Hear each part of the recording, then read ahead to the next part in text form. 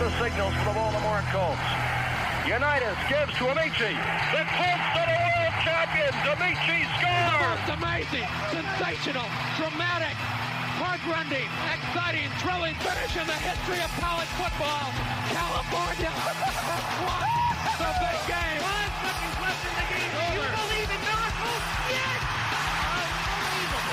This is Phil Steele. This is Mike Burnham. This is Wes Durham. This is Mike Ashley. Hi, this is Chuck Foreman, number 44 of the Minnesota Vikings. Woo, mercy, this is handsome Jimmy Vane, the Boogie Woogie Man. This is Coach Fry with Virginia Tech Football, and you are listening to Big Dog Sports Talk. Are you ready to rock? Are you ready to roll? Okay, let's do it. You're in the doghouse with Rick Watson on Big Dog Sports Talk, presented by Pulaski County Sports and Entertainment. Join us in the Family Fencing Studios and chime in on the McClellan Chiropractic chat line. He's keeping cool with help from Little River Heating and Air, but this show is straight fire. And now, the big dog, Rick Watson.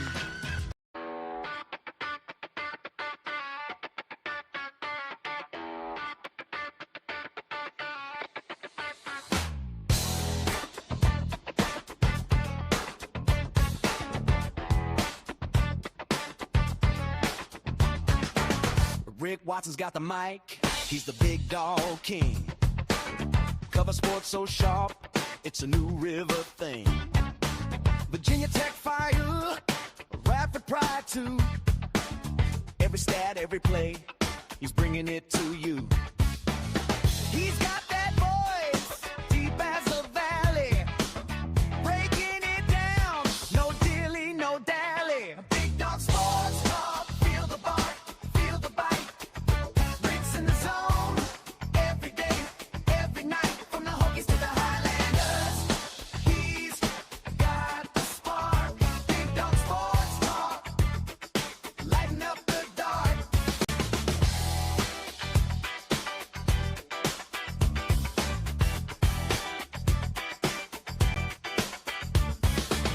He's got the scoop, faster than a sprint. Calling plays like a coach, every word's a hint. From the courts to the fields, the stories unfold. Rick's play-by-play, worth its weight in gold. With a laugh and a growl, he'll pull you in. Big Dog's podcast, let the games begin. Big Dog Sports Talk, feel the bark, feel the bite. Hey, good morning. How are you? Everybody's doing okay. It's Thursday, right? From the Hokies to the Highlanders, he's got the spark. Big Dog Episode 69 up the dark. this morning of the new program. Hit us up on the McClellan Chiropractic chat room. Good morning, Stephen. Good morning, Paul. Good morning, Prometheus. You bringer of fire. Jermaine Swish. Good morning to you as well. Hope everybody's doing okay. Glad people seem to dig the new song. It's just fun, right? Just fun. Hey, Morris. From the Hippo Center Point in Hiroshima. From the Comedic Center of the NCAA offices in Indianapolis. The Comedic Center. BDST is live. Good morning, Morristown. Great shots. He's been on the bullet train out there, man. Seeing that thing run in Japan. Woo. Awesome stuff. Good morning, Opal. How are you? Coming up, Andy Bitter from Tech Sideline. That'll be at 7 o'clock. Mike McGuire, the head women's basketball coach at Radford University, joins us at 7:30. Mike just became the all-time winningest coach in Radford women's basketball history. So we'll talk to him about that and his career and the squad. Megan Duffy, I believe, next week. We're trying to figure out a day. We'll let you know. We'll keep you updated. Give the ladies some love on both of our local programs. Sorry. And Dwight Vick coming up in hour number 3. So another very good lineup for you here on this Thursday. A little warmer this morning, so that's great. Not that bone-chilling cold.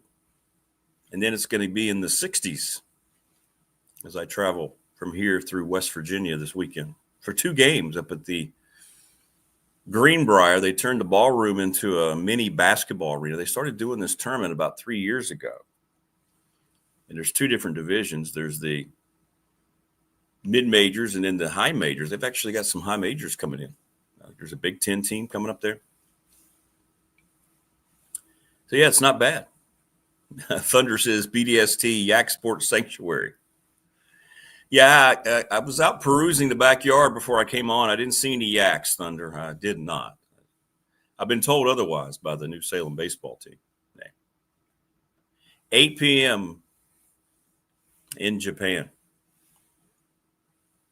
So that is officially a 14-hour difference. Wow, 14 hours.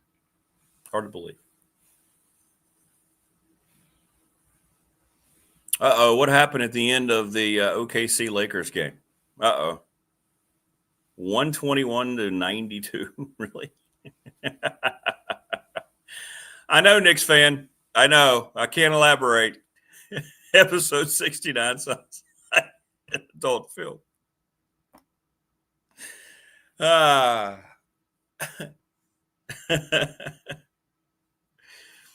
I just figured I'd get out in front of it because I just guessed someone would make a comment. So that's why, just go ahead and mention it. Throw it out there. Hit me up on the professional door text line as well.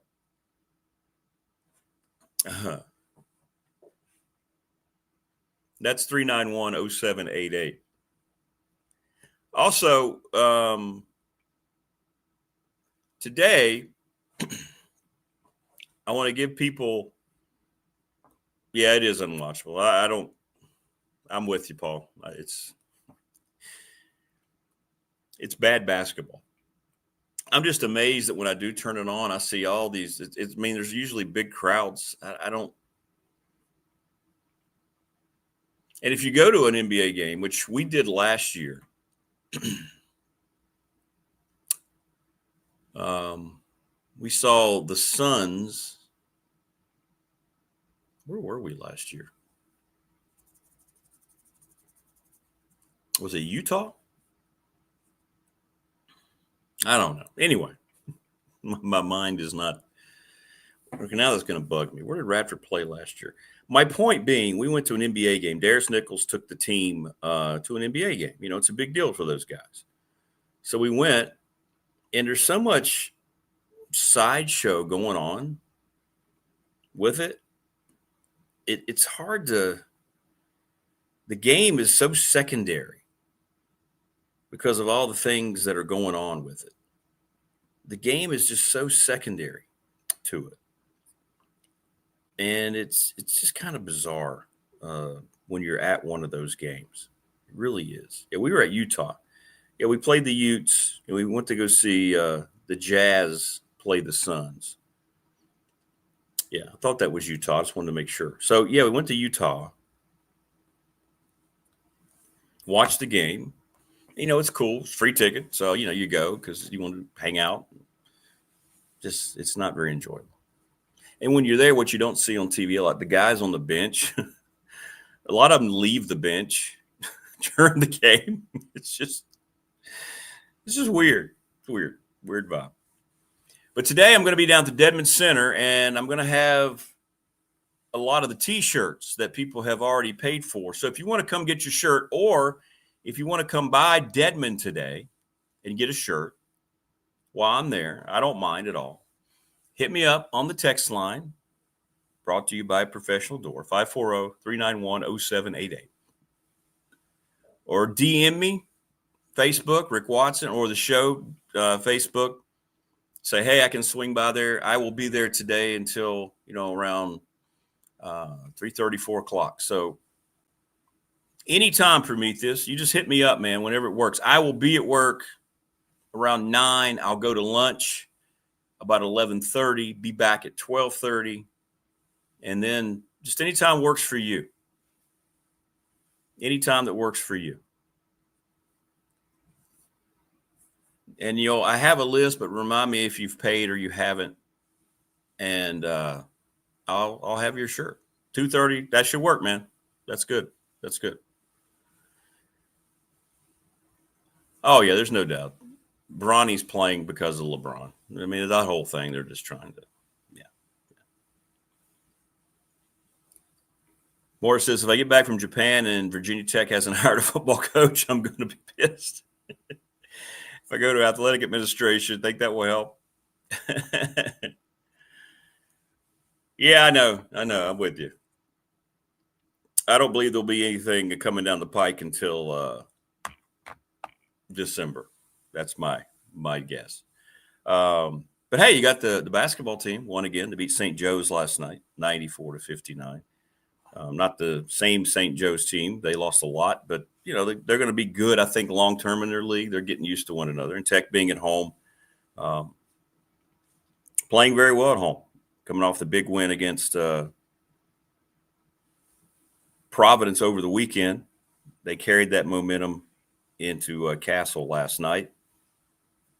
They had, I think, 6 players in double figures. 4 are the starters in double figures. And the Hansberry kid, the transfer, had a big game. So, it's a good sign. They didn't really need Nito to have a big game. The depth on that team is developing. And you can just kind of tell. When Mike Young was on the show last week, I mean, he's feeling good about his team, and he's not a guy that's he doesn't give a bunch of hyperbole. And when he hasn't, we've had him on the show in the past, and when he hasn't liked his team, he'll tell you, But he kept telling everybody around him, he would wink and he would just nod. He knew what he had. I don't know. It's early, and it's 3 games in, but the potential is there. And I think I say this more out of confidence in Mike. I think Tech's going to be in the top 3 or 4 of the ACC. I think they potentially could be. Now, it has to develop that way. I think UVA is going to be pretty good. We always know about Duke and Carolina hype and all that. I saw Carolina a couple nights ago. They're susceptible to things. I really think they're going to have an opportunity to be – it's early. And you have to be very careful because here's the flip side. Play devil's advocate. This is a schedule that was set up to have success, right?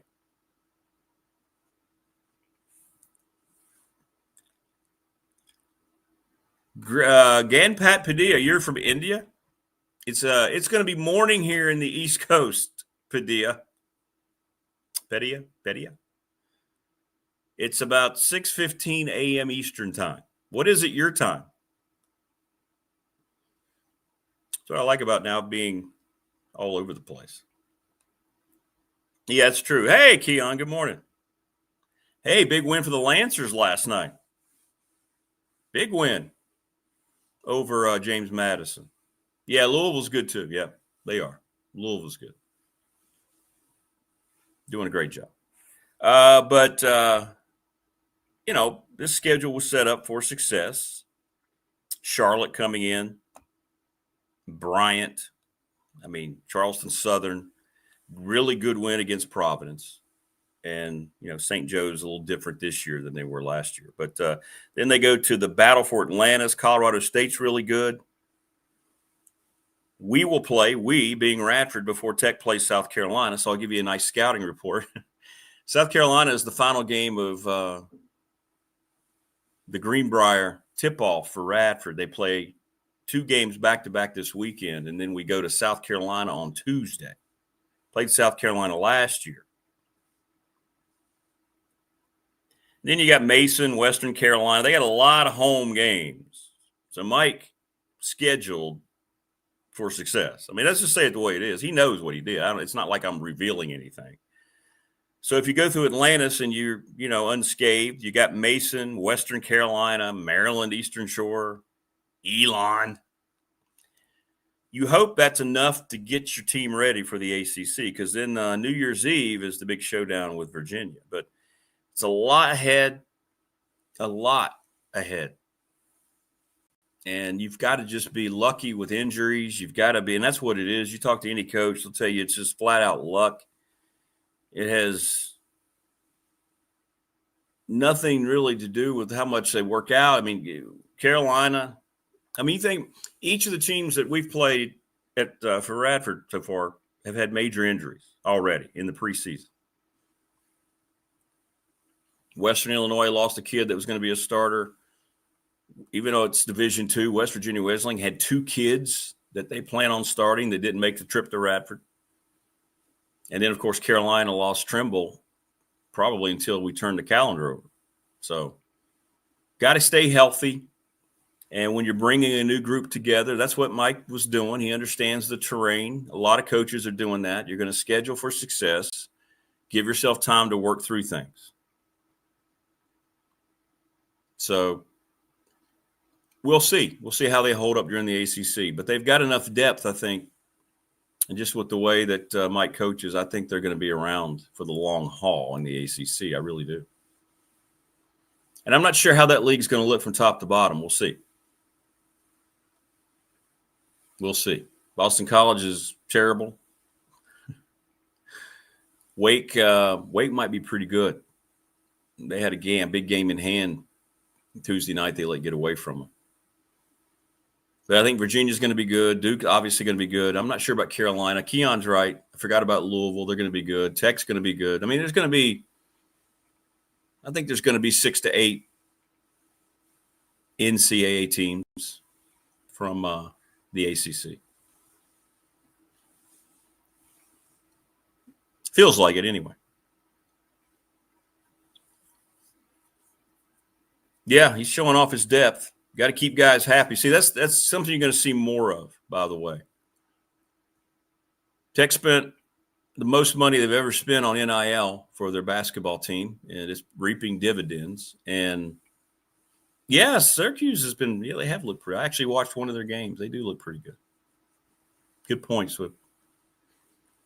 So, you've got to keep guys happy. Guys didn't come here – and that's the difference. See, this is when you have an older coach that has to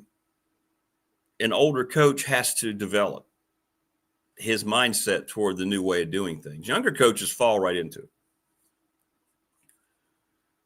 But when you're buying players now, you got to live up to your end of the bargain, if you will, and say, hey, we didn't bring you here to sit on the bench. We didn't pay you whatever it is. So you're going to have to adjust, and you're going to have a lot more depth. You're going to have to run 10 guys out there, 11, 12 guys. You don't want to go usually beyond that. You're kind of cutting off the nose to spite your face. But that's, something that you have to kind of get used to, and maybe it changes, maybe not.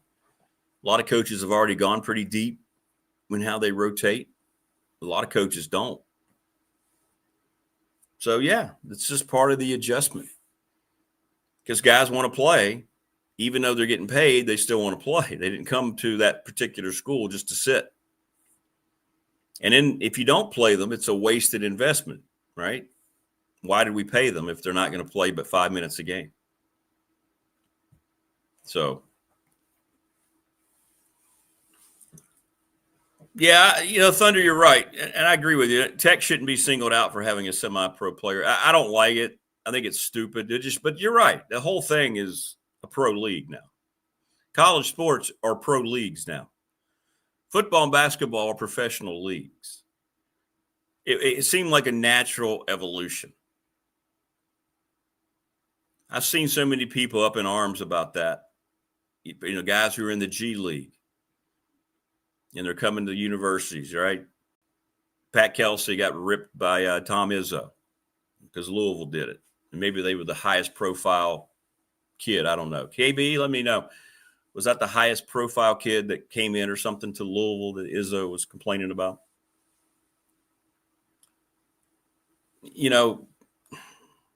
Whatever.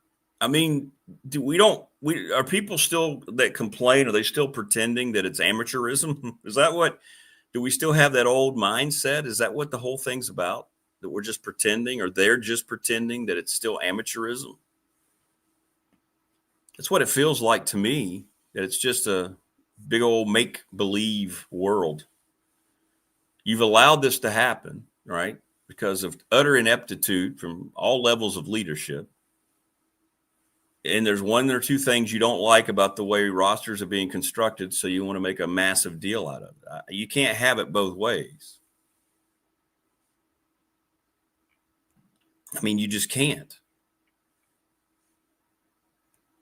So it is what it is.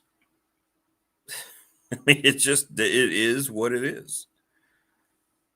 But don't create an environment where you're having to do whatever you can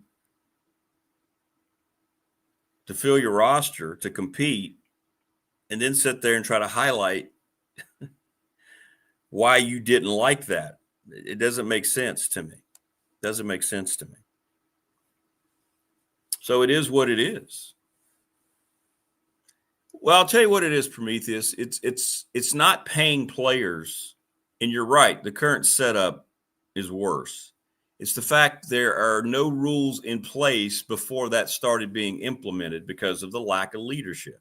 The fish rots from the head. All right?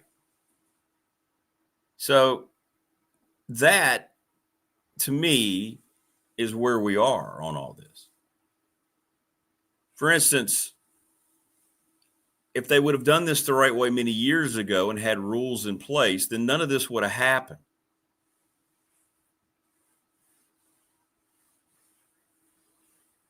Yeah, exactly. Yeah, BYU, I saw that. BYU signed a kid, a G League player. Why was Izzo so upset at Louisville? My guess is Izzo was mad at Louisville because Izzo probably went after the kid.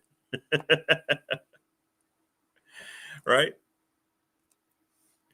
But they didn't have anything in place, and now it's just a free-for-all. It's an absolute free-for-all. So there are no rules, no limits. Nobody has to report anything. Typical, right? From people who are making a lot of money who didn't do their jobs. I see it every day in athletics. So it's not about them getting paid. It's just that there was no plan in place to pay them. There was no structure. There was no, if you will, salary structure. No salary cap. It's just they're so afraid because they know that they're going to lose their arse if they get into more lawsuits because the NCAA is going to lose every lawsuit. Every one. And I'm with you. It's 100% different. I'm telling you, I've sat down for the 3 Radford games, and it's not the same. It's not the same. You're sitting there watching guys that are at the school, and this is true everywhere, primarily because of what they were paid.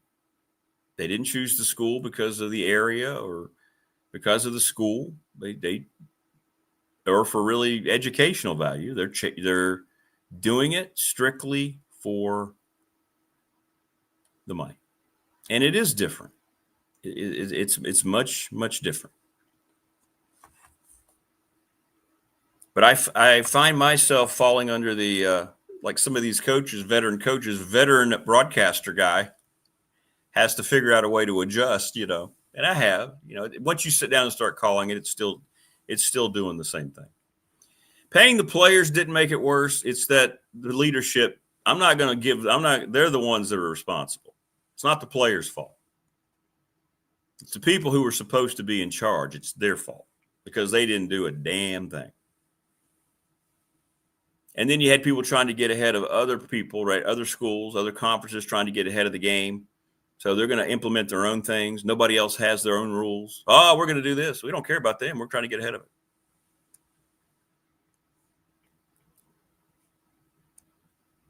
But now that Pandora's box is open, I don't think they can put the lid back on it, right? I really don't. I don't think it can happen.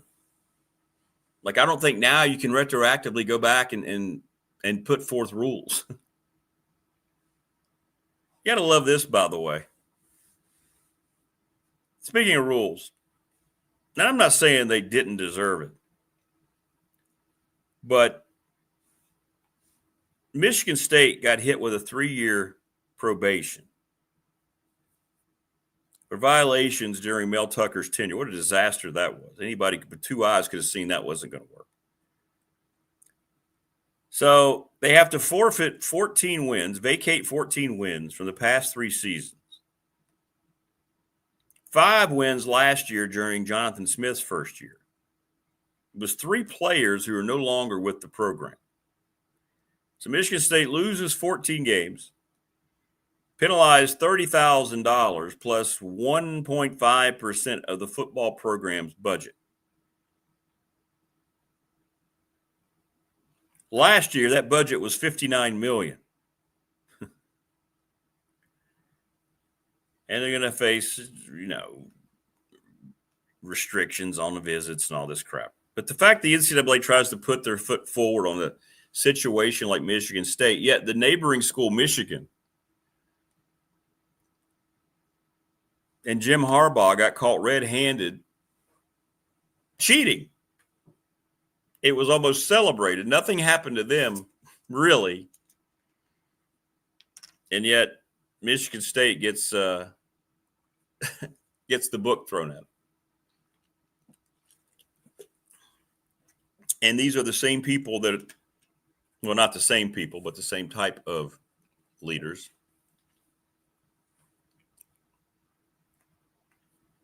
in the NCAA now. I mean, I'm not even sure why we have compliance anymore. I really don't. I mean, your first comment from most of these players at the higher levels when you're making contact with them is coming from their own agents. And that's where we are. That's where we are.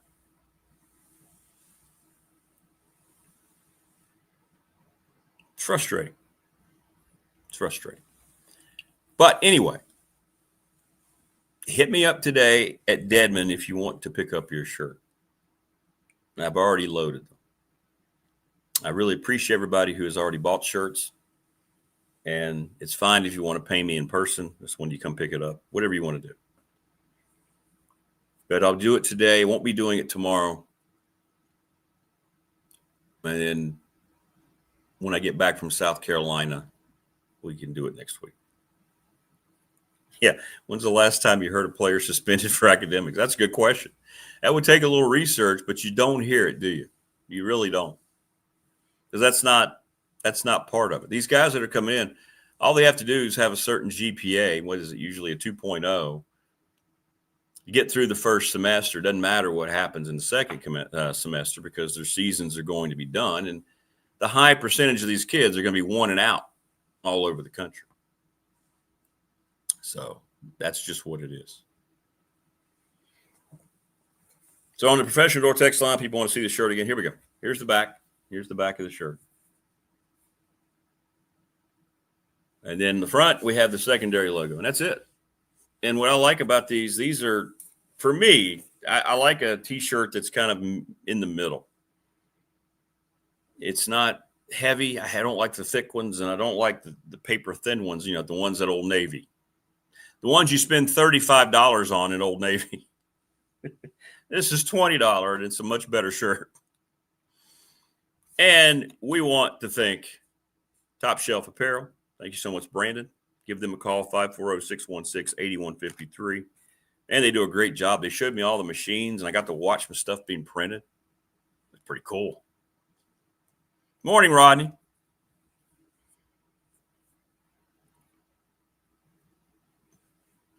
Yeah, I think Summerall to Auburn feels like it's gaining some traction. Yeah, that's one of the guys on Tech's list. So that kind of feels like that might happen.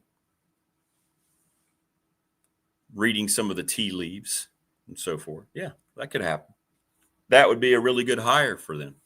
He would be a really good hire for Virginia Tech. I think he's going to be a good P4 coach. I want to thank Family Fencing, Jason Green, sponsor of our studio, 540-200-8294.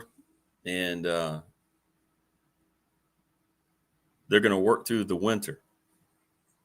And really, the winter's one of the best times if you're going to have fence work done because you're not doing anything in your yard. There are no projects. And they can come do what they need to do. There's never a mess.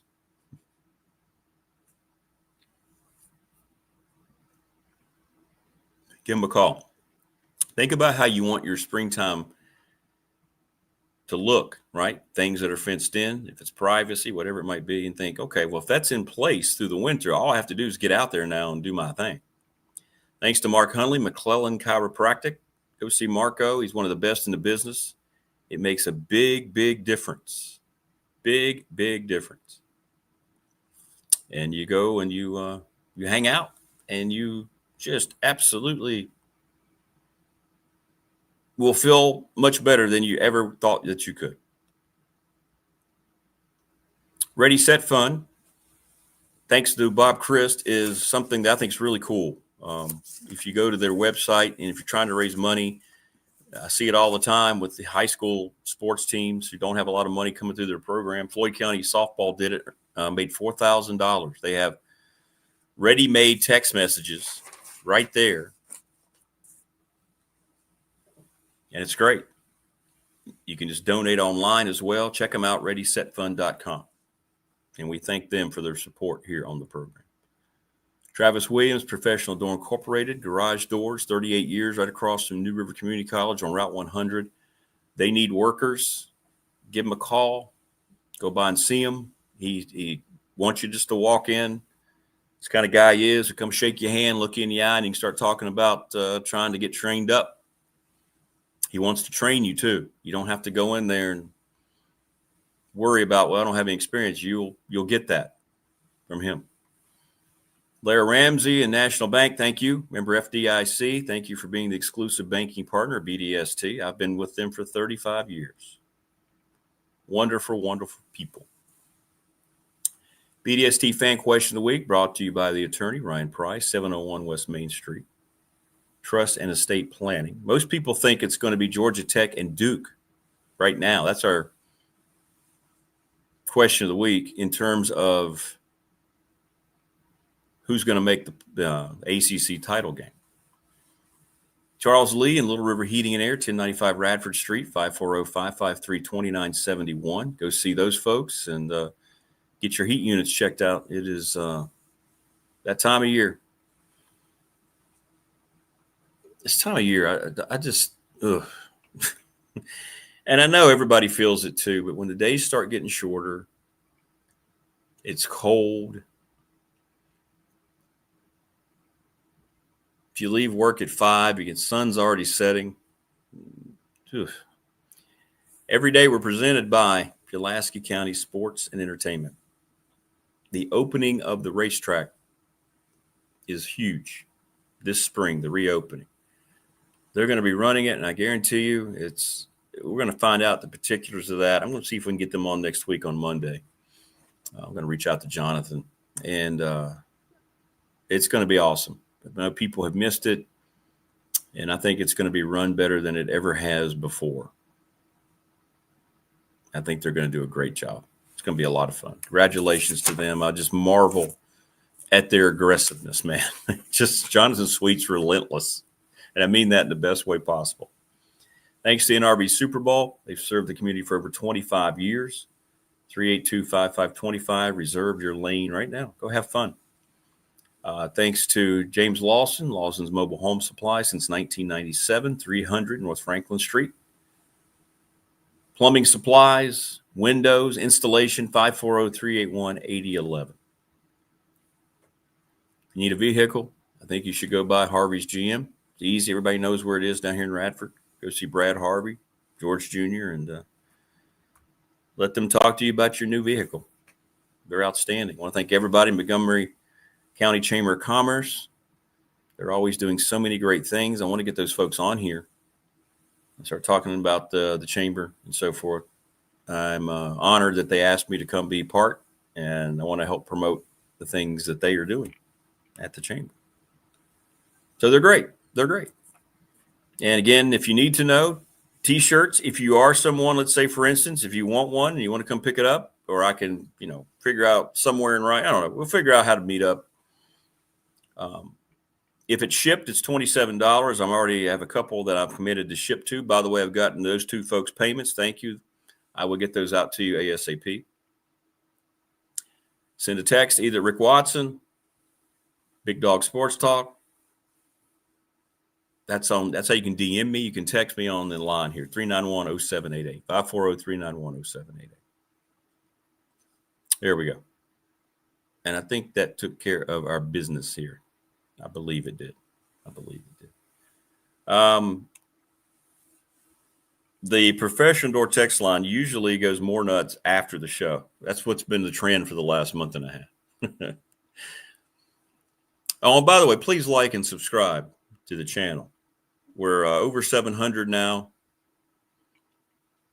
Trying to get to 1,000 to get that security here on YouTube. If you have subscribed and you know someone who likes sports, just ask them to subscribe. Tell them it's free. If one person does that, we'll do it in a heartbeat. Do it in a heartbeat. So hit me up and let me know what, if you want to subscribe, just do it. And hopefully we won't let you down. And always, when you do watch, like all the shows, it helps too. They look at that kind of thing too. So it's great. The thing I get the most of now on the text line is everything about coaching searches across the country. Some of the things people show me that, people are putting up. Yesterday, it was centered around the Arkansas job. And apparently it's this account. It's not necessarily a bot account, but it's an account by someone who just throws out all this stuff all the time. Yet, for some reason, they have 4,000 followers. And there was a post that came up, I don't know, it was shortly after lunch yesterday. And it said, Paul says, if all of us create 25 false accounts and subscribe, we get to 1,000. Hey, I like that. Yeah, you could do that, couldn't you? It's free. You just use a different email. Hey, that's the way we can beat the system. I think that's the way a lot of these. Yeah, you could just do it again, couldn't you? You could just sign up. You wouldn't ever have to do anything with that account. It's not like they're going to charge you for it. But anyway, this Arkansas account posted yesterday that James Franklin had agreed in principle to be the head coach at Arkansas.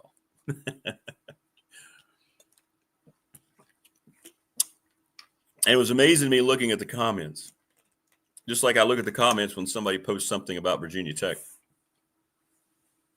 How many of those people were actually, oh my goodness, this is the slam dunk, or they were rumoring about John Gruden? They're just grasping straws about all this stuff.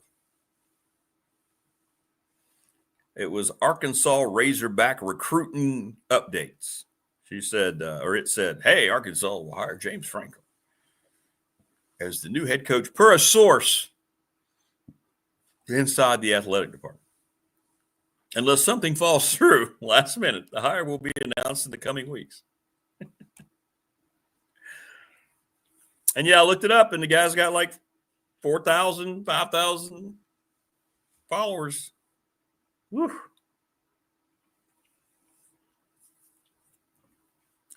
And these people are running with things, and they just don't understand how any of this works. And it's just funny.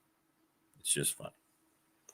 There's someone called Sekra who's been posting Tech and James Franklin crap. And one yesterday said, Virginia Tech and James Franklin agreeing to backload his contract and stick it to Penn State on the buyout. There are laws against that. That can't happen. So then again, somebody's just, I don't know what people's motivations are. They clearly have no clue about any of it. And I guess they're just trying to see that's what they do.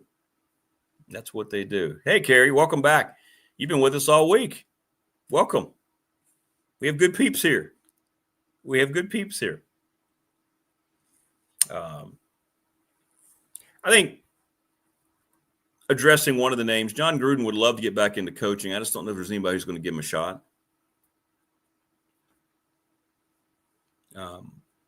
I think Arkansas is going to be more attractive than people might think of the SEC jobs because they're going to put a lot more money in the NIL. They've kind of announced that already.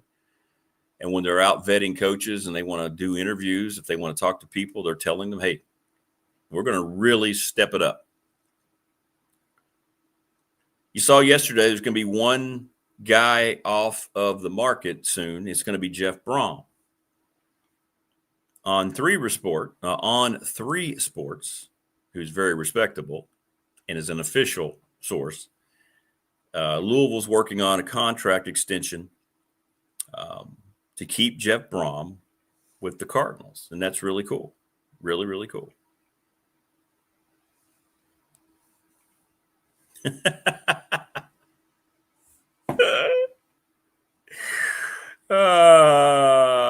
Wait. He sent a picture called Caught You. It's me and Selma kissing. Well, we get that all the time. The paparazzi just follows us around. And I don't know how much of it's for her, how much of it's for me. I'll have to, I'll get that uploaded. That's funny. Wayne, you always make me chuckle. That's good stuff, brother.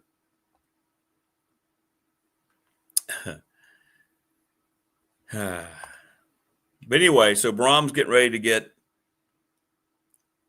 a big extension, and that's because, something we mentioned about a week and a half ago, he was legitimately tied to the Penn State job, so here's Louisville stepping up. So he's going to be done, and he'll be one guy off the market. And Penn State, we'll see. We'll see what happens. I think a guy like Brent Key makes a lot of sense to Penn State. I think Clark Lee's going to get a lot more play in this than we think, the Vanderbilt head coach, because he's smart enough to know that he's going to lose Diego Pavia. So if you stay at Vanderbilt, you're likely not going to have the same type of success. I don't know how you can strike it rich with a guy like that twice. If he can keep Jerry Kill, he would have a real shot to go to a bigger school in terms of prestige. I know he's in the SEC, but you know what I mean, like a bigger name SEC school or Big Ten school. We'll see. We'll see what he gets. So Penn State, I think really we're going to try to amp it up a little bit with Brom, and Louisville stepping up and saying, no. You played here. You're a legacy. You're a good coach despite what happened against Cal.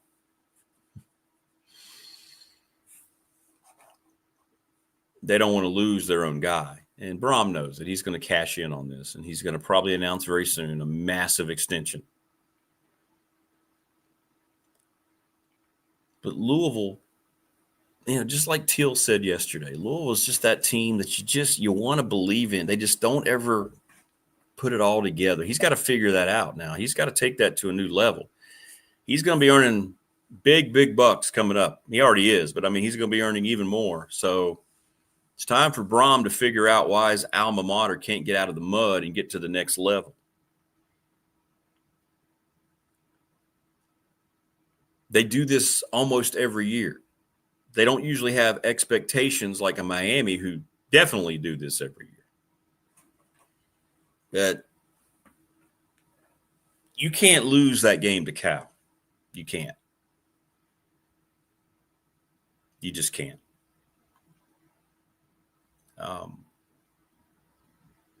But I know Gruden has been trying to get some traction anywhere. He just wants to be on a sideline coaching. He wants to coach. Paul says, this just in. Penn State hires James Franklin and Brett Pry, and the reasoning for the decision was they couldn't find a better coach. We're going to bring him back. Well, I think it felt like their plan early was the AD there, the new AD, is really close with Matt Rule. And I think the new AD had the idea that they were going to bring in his buddy, and then he got so much pushback from the big leverage donors who actually, employ him. Rule ended up signing. He probably went to him and said, Matt, I can't do this. We can't bring you in. And then you notice Rule signed the Nebraska extension. And he can't break through at Nebraska. I mean, he's improved things there, but we talk about not only a sideways move, that's a downward move, in my opinion. In terms of record, if you look at Franklin at Penn State, personality and the things that he did up there aside, you think Matt Rule is going to be an upgrade to begin with? No. There's not going to be a lot of coaches. Some of these jobs are going to have upgrades and just going to have their fingers crossed. Like, I think John Sumrall is going to be a terrific Power 4 coach. I really do. I think Alex Golish is going to be a terrific Power 4 coach. I think Ryan Silverfield will be a good Power 4 coach. There's guys down there in the group of 5. I think Bob Chesney is going to be an outstanding Power 4 coach.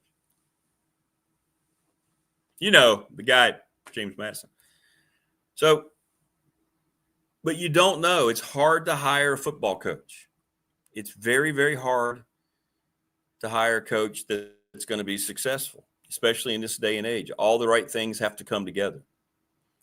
And I think what I have noticed as we've talked about this, right, and we followed it, the impatience of athletic departments is on full display. They're letting people go, paying these just outrageous buyouts much more quickly now because they don't want to get left behind.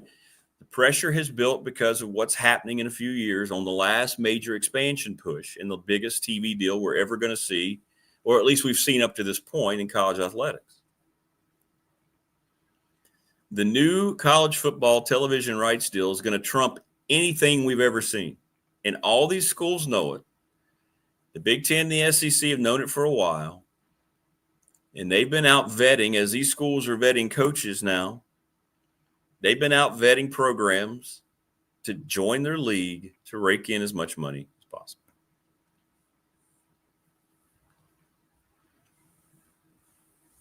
Hey, Carrie. Yeah. Said hello earlier. I'm very glad you're back, Carrie. Very glad. So there's impatience there. And you're firing people. But at the same time, the understanding that it takes a little while, it doesn't change. I guess the thing that I battle with is, and let me ask you, you're very smart. We learn. Matter of fact, my column this week, Big Dog Barks, every Friday in the Patriot, published by Mike Williams.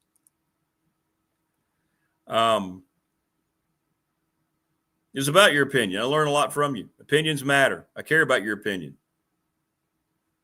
I will never disregard your opinion because it differs with mine. You learn a lot from differing opinions. Imagine that. Being able to talk to somebody who has a differing mindset than you and not hating them and not wanting them dead. Imagine that.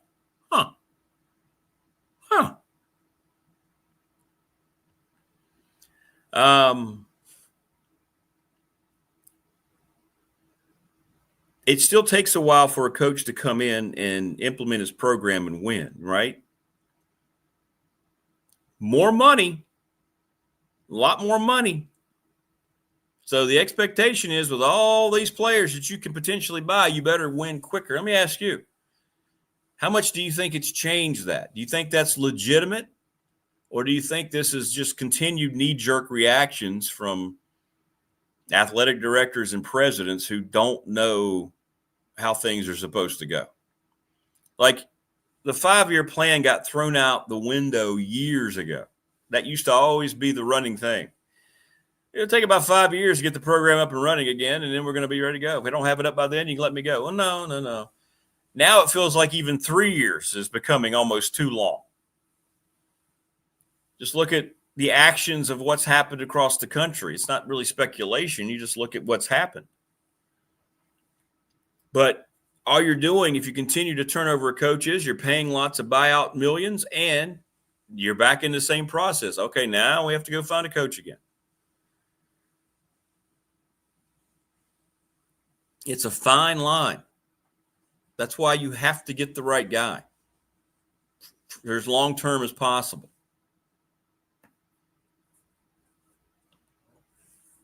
And I guess I'm biased because I'm here, but I don't look at Virginia Tech as a stepping stone job. I think Virginia Tech can be a career job for somebody, like it was for, the College Football Hall of Famer Frank Beamer. Maybe Tech's not looked like that because of what's happened the last 8 years during Whit Babcock's tenure here. But we know what it was before, and we know the fan base, and we know the money that's been committed to it. I do not see Virginia Tech as just a stepping stone job. That's why I'm not worried about it. I think they're going to be okay. I just don't know how it's perceived. But I think a lot of these other schools are immediately looking at 2 years now. It feels like 2 years is the new norm. Hey, it better happen this year. You're done. I mean, James Franklin was not even a full season removed from the playoff, and he got fired. It was for different reasons, clearly, than just football and losing big games. But nonetheless, what's Penn State going to do? How are they going to sell their biggest donors and their biggest fans?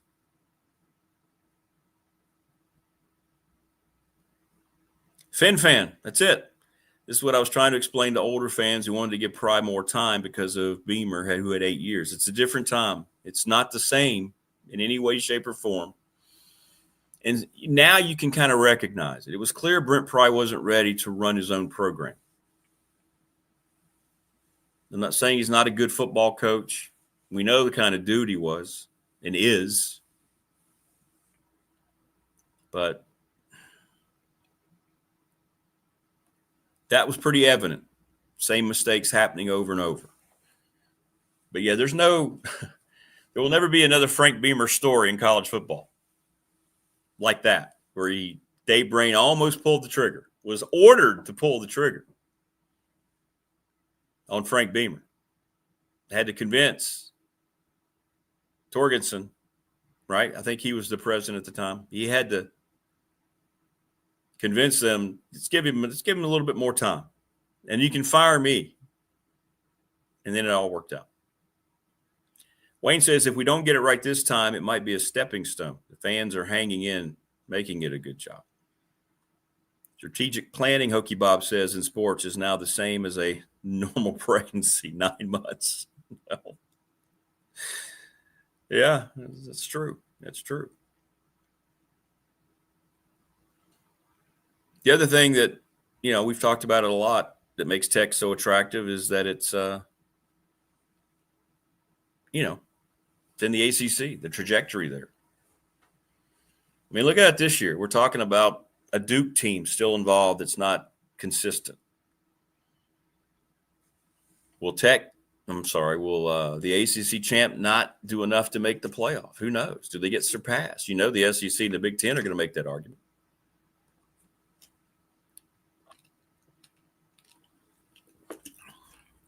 David Teal was talking about that yesterday. To me, it's ridiculous, especially in the expanded playoff.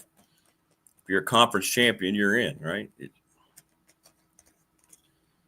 But you see, that's because the alliance is controlling everything, the Big Ten and the SEC. And the networks are going to fall in line. All the big network contracts are tied into the Big Ten, the SEC. Fox, NBC with the Big Ten, and, of course, Disney with the SEC. Yes, I know they have the ACC, but they don't. Disney and ESPN treat the ACC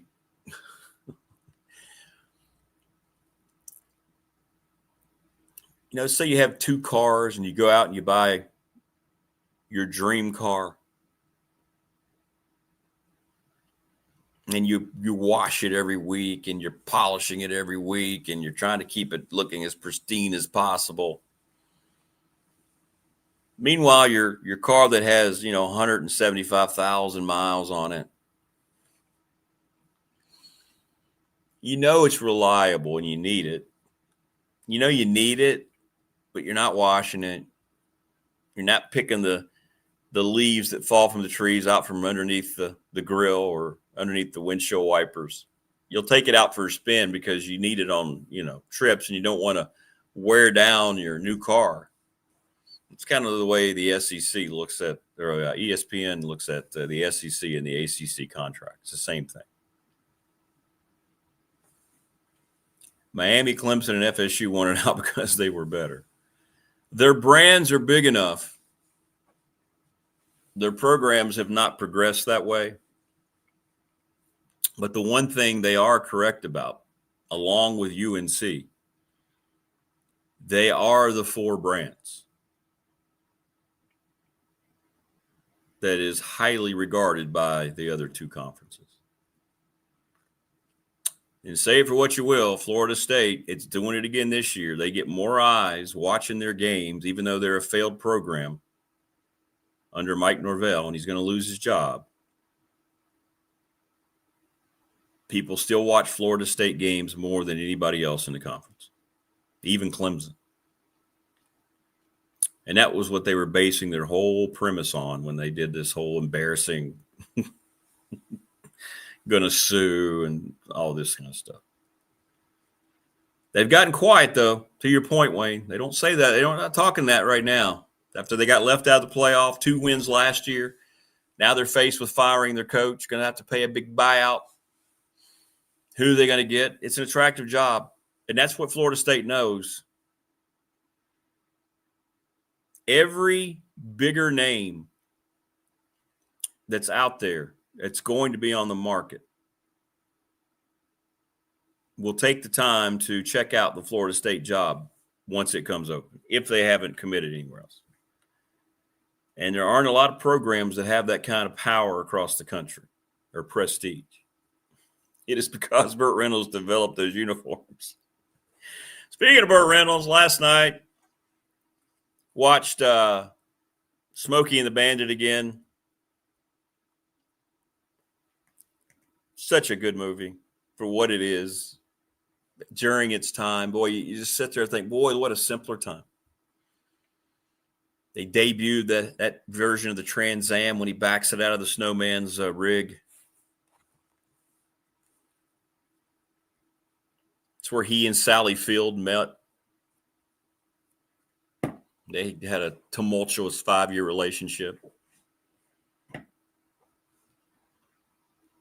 She was, I'll tell you what, man, she was low-key smoking too, Sally Field. Eastbound and down. Yeah, but at the beginning, it was westbound and down.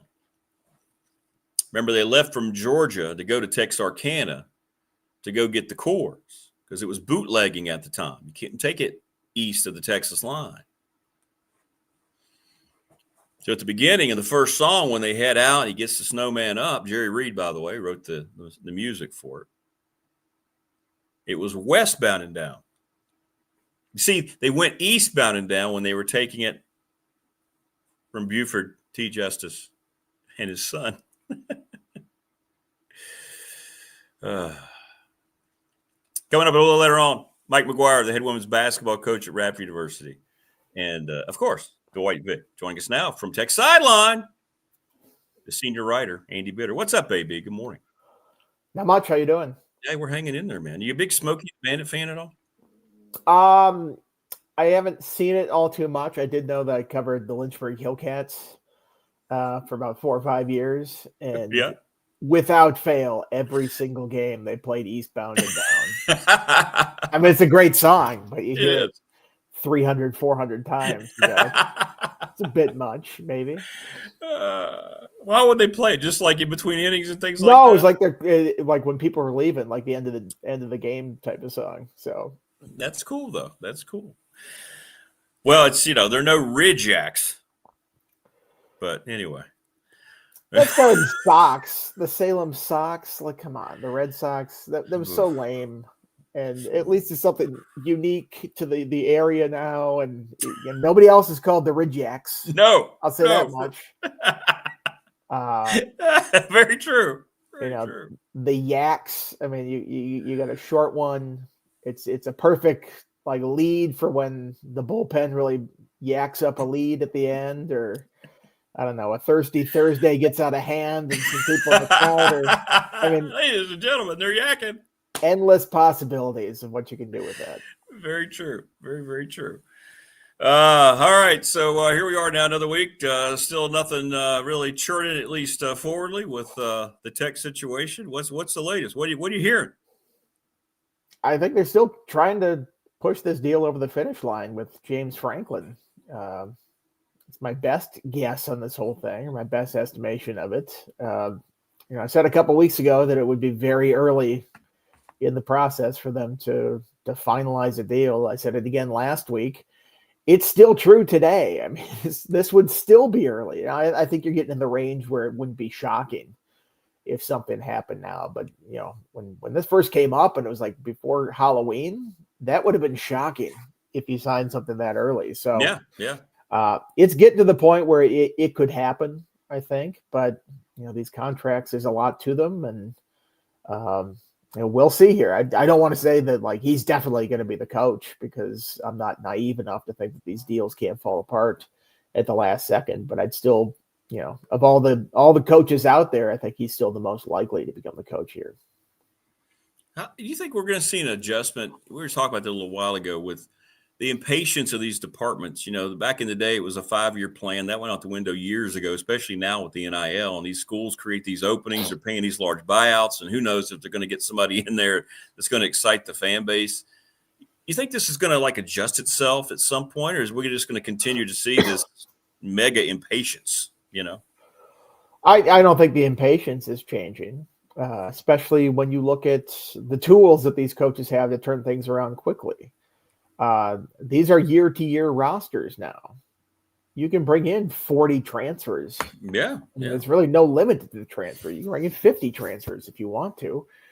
You can remake an entire roster. It used to be, the coach comes in, it's going to take him a couple of recruiting classes. Those guys have to develop by their junior year. The first one's sort of a wash too, because the coach comes in, you don't even have a chance to put your stamp on that recruiting class. But now you come in and you can get, 15 starters in the portal.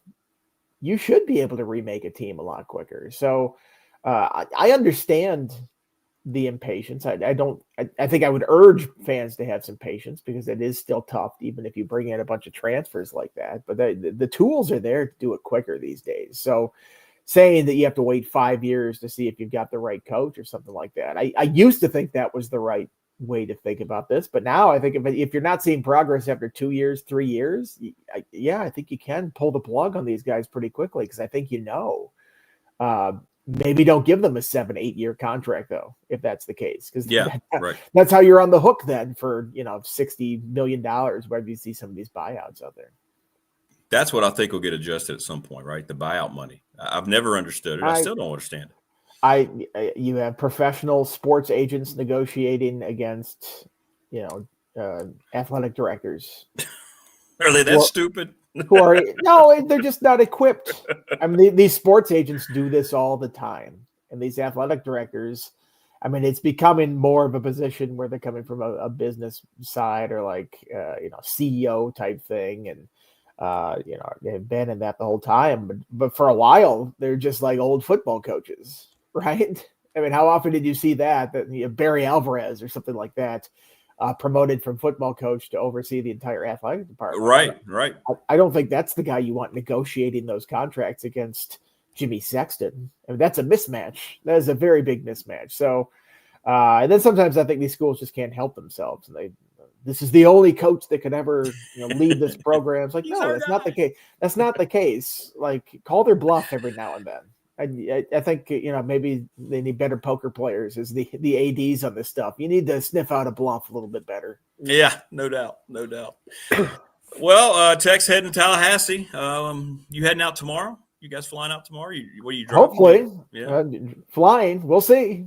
Can't tell with all these cancellations what's going on. And it says my flight is ready to go, so we'll see. They're flying to Jacksonville and then driving over, and it's going to be a long night. Like 7:30 game at night. So I'm going to cover the game, then drive back to Jacksonville, and just go straight to the airport. Yeah.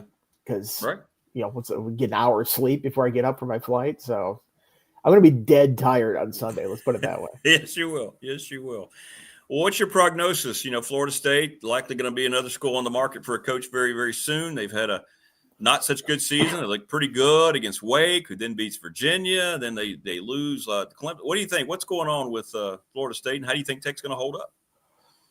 I have no idea what's going on. That's the answer, right? That's the answer. This team loses to Stanford, but it beat Alabama to start the season. No, they beat Alabama, really dominated Alabama. Everybody's like, oh, man, Alabama's fallen off. No, Alabama's still one of the best teams in the country. That's one of the weirdest results.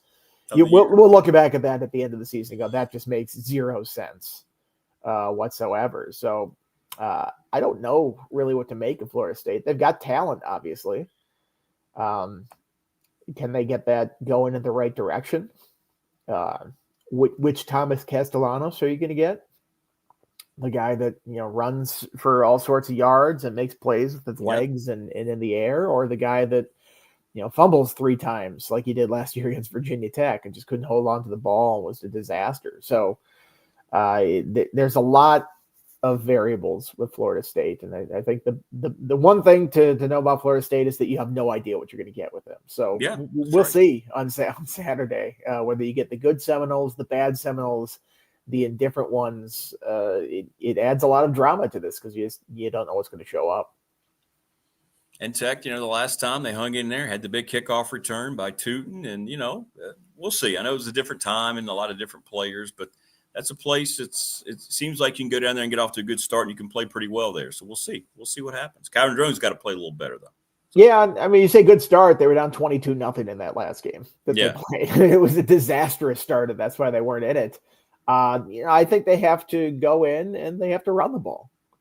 Yeah, I mean, they threw for 76 yards the last time they played. They're not going to go down there and throw for 400 and beat Florida State. They're not going to beat anybody throwing the ball the way that they've been doing it lately. But Marcellus Hawkins, Terrion Stewart, Kyron Drones is a big guy. Kind of intrigued by Jeffrey Overton to see what kind of explosive plays he could do down there. I think that's the strength of this offensive line is run blocking. I think if you run it and can move the ball in this team, you have success. But that's obviously a big challenge because this is a big defense. They've got a massive nose guard in there that's going to be tough to move off the line. And this is just not a team that's built to come back from 20 points down. So they can't fall into a hole. They have to play close. They have to be able to play their game and play in front of the sticks offensively. And that was, they did that for one half against Louisville, and then things fell apart against them. But we'll see if they can do that down in FSU.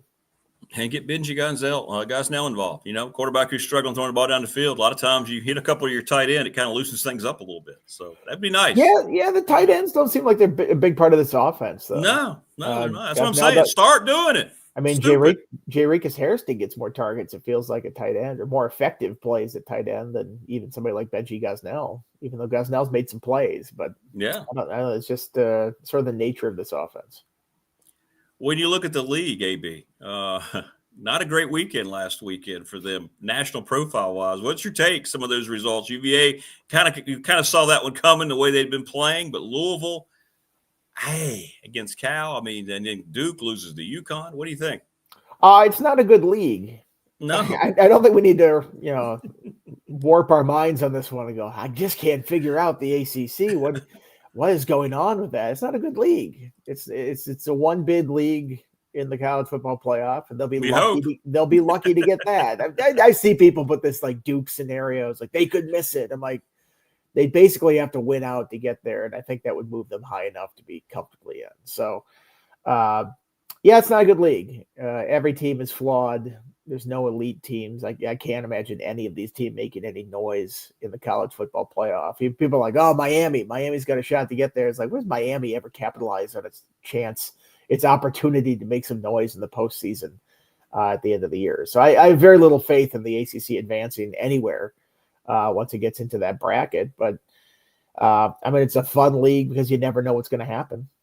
I'll say that much. That's true. That's true. Like you said, UVA kind of expected that. I didn't think Louisville was like a 20-point favorite against Cal. That seemed absurd to me. Miller Moss was going to cost them a game eventually. And sure enough, on that one, he was not great in that game that they played. Duke losing to UConn. I mean, UConn is better than I think people give them credit for. They are. They're not as bad as they were 3-4 years ago, but that's still not a great result for the conference. But you go to this week, you're like, who's going to mess it up this week? Miami's a 14.5-point favorite on NC State, and that game would scare me to death if I were the Hurricanes. This chaos agent, the Wolfpack, like goodness, don't be a 2-touchdown favorite against them. They'll mess you up if that's the case. Now, if they're a 10-point favorite, I would not trust them in the least, but that's this league. Weird results all the time, and I guess that kind of makes it fun. Yeah, you're right. Fun, but it also makes any potentially job openings a little more attractive because that's hey, you can come in here and have some success in this league, right, if you do things right. So success maybe, but I think if you're looking at it from a college football playoff perspective, you're going, I have to win the league to get in the ACC. Like the league's just not good enough to get more than 2 teams. Absolutely. It was kind of fluky that they got 2 teams in last year. You go to the SEC and you go, I could be 5th place and not even make the championship game and probably get a bid. Big Ten, I think you can think the same way. So if you're James Franklin and that's the driving force between Virginia Tech, Arkansas, which one do I want? People are like, well, Virginia Tech has an easier path. Well, Arkansas probably has an easier path to the playoff, even though it's up against all that competition in the SEC, because there's a little bit of margin for error for getting there. So, but that's just one thought. I mean, there are all sorts of variables and factors that people would consider. What'd you think about the Big Ten's punishment of Michigan State yesterday? Mel Tucker and so forth. It seemed excessive.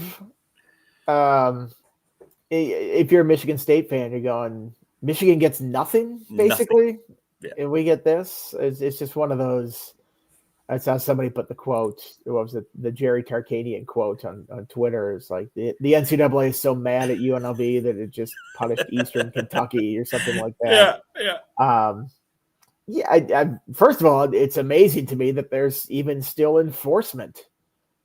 Like what? There's still like I thought that all went out the window. I know. You couldn't punish, North Carolina for fake classes for 2 decades or whatever it was. And it's just shocking me that there's even still enforcement on this stuff. But yeah, I guess they're still doing it. It seems inconsistent, and that's always been the criticism of the NCAA about how they dole out this stuff. But no rhyme or reason to it. I don't really understand it. I don't either. And to your point, I don't either. I don't know. Why do we have compliance? Why do we have these things now when it just seems like it's no hold barred anymore? I don't know. It's a good question. I don't know. I don't know who are the NCAA now? I don't even know. It is and always has been the schools, which is why there's never any, punishment with real teeth. They're like, we want rules, we want punishment. And then they put out an actual punishment. They're like, well, not like that.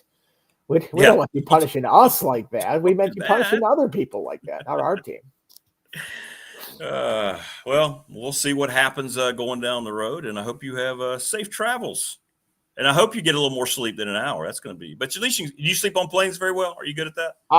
Sort of, but it's not a long flight. It's not like I'm going to get into some great slumber there. So I think I'll get back home on Sunday and just absolutely drop and be done. And be done. Yeah. All right, man. Well, safe travels. We'll be following you on X, and have a good time down there if you can. All right. Sounds good. All right. Thanks, AB. Be good, man. Andy Bitter joining us on the program. Yeah. NCAA inconsistency there. Hit us up in the McClellan Chiropractic chat room, whatever might be on your mind. Hope everybody's doing well wherever you might be here on this glorious. What is it, Thursday? It's Thursday, isn't it? Yeah, it's Thursday. Lose track of the days sometimes.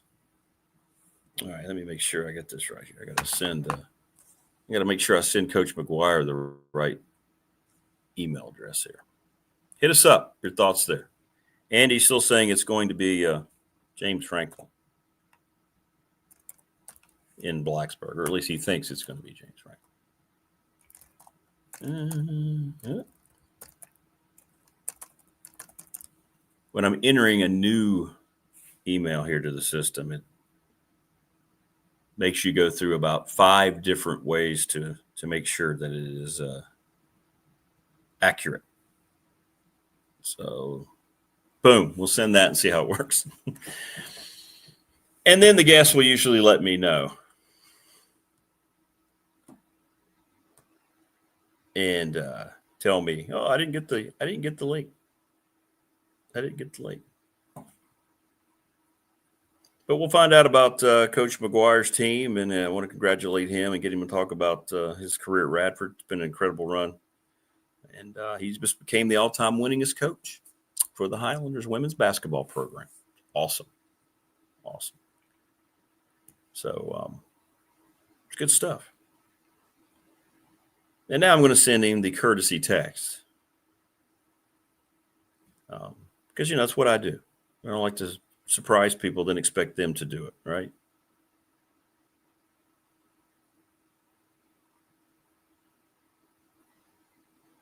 Just sent you the link for the show at 7:30. See you soon.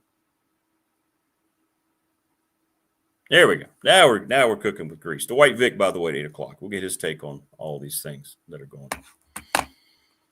I mean, the ACC, not a good league. But it can be a free-for-all, and that can be fun. But I don't know if you can afford a free-for-all in today's college. Not a free-for-all where everybody's mediocre. Free-for-all where everybody's pretty good. But no, that's not what we're getting right now. That's not what we're getting. Good morning, Christopher. How are you? Good to see you. Yeah, Paul, you're right. Wayne, there's nobody, and we said this at the beginning of the year. I was told early on that they had zero faith in any other quarterback, and they were showing it by their actions.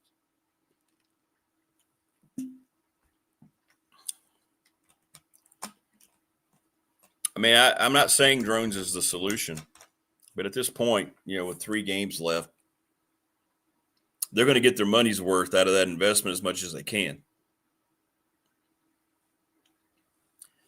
And it comes down to that decision. People don't want to talk about it, but you paid him $1.5 million. You're going to sit him behind a guy not making that? I mean, they're not going to do that. We're just not going to do that. Has he lived up to it? No, he hasn't.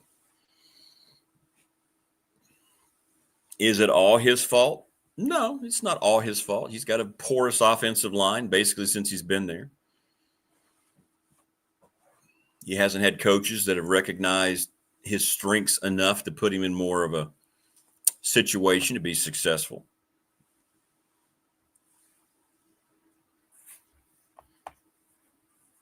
But a lot of it's on him. He hasn't developed into a very good downfield passer.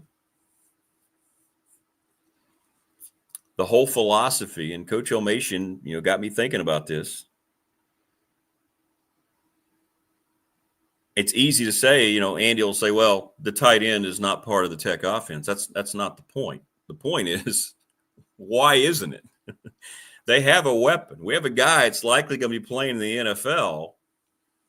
We don't utilize him. If I have a quarterback that's struggling, am I so restricted in how I adjust my play calling and my scheme that I can't figure out a way to get a guy like that more involved? Right?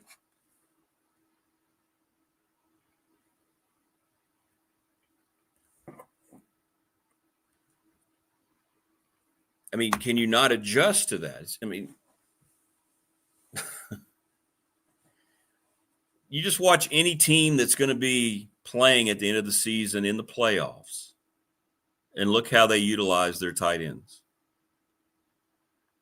Why do you intentionally exclude a weapon to stretch other defenses in your scheme? Why did Tech have 2 folks running their offense that don't have a belief in the tight end? I don't understand that. When Frank Beamer was the complete opposite. You can go through. We're going to talk about this with Dwight because I want to get his take on it. Look at all you can go through all 10 of your fingers, including your thumbs, and come up with great tight ends under Frank Beamer. Yeah, I think he could have gotten paid. There's no doubt about it. If Filmation can watch film and go, that guy's an NFL player, you don't think there's other coaches that go, boy, Tech does, they don't use that guy at all. Right? Right? Crazy. Just crazy. But it's something to think about as we go forward. So Dwight will join us here coming up in just a little bit. Joining us now on the program, there he is. He is the head women's basketball coach, the all-time winningest women's basketball coach at Radford University, Mike McGuire. Coach, how are you? Good morning. Good morning, Rick. How you doing? Good to see you. Doing all right, man. Thanks for coming on. I appreciate it. Yeah, I appreciate you having me on. It's good to be on and be a part of the show.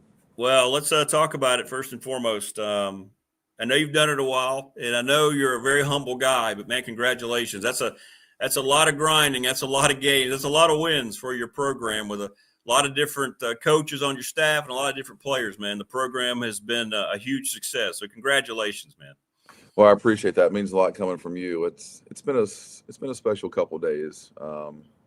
Some time to reflect, just being a Division I head coach for 12 plus years is a blessing. It's I think the way the landscape's changing now, if you can be in one spot for a good number of years, that's right.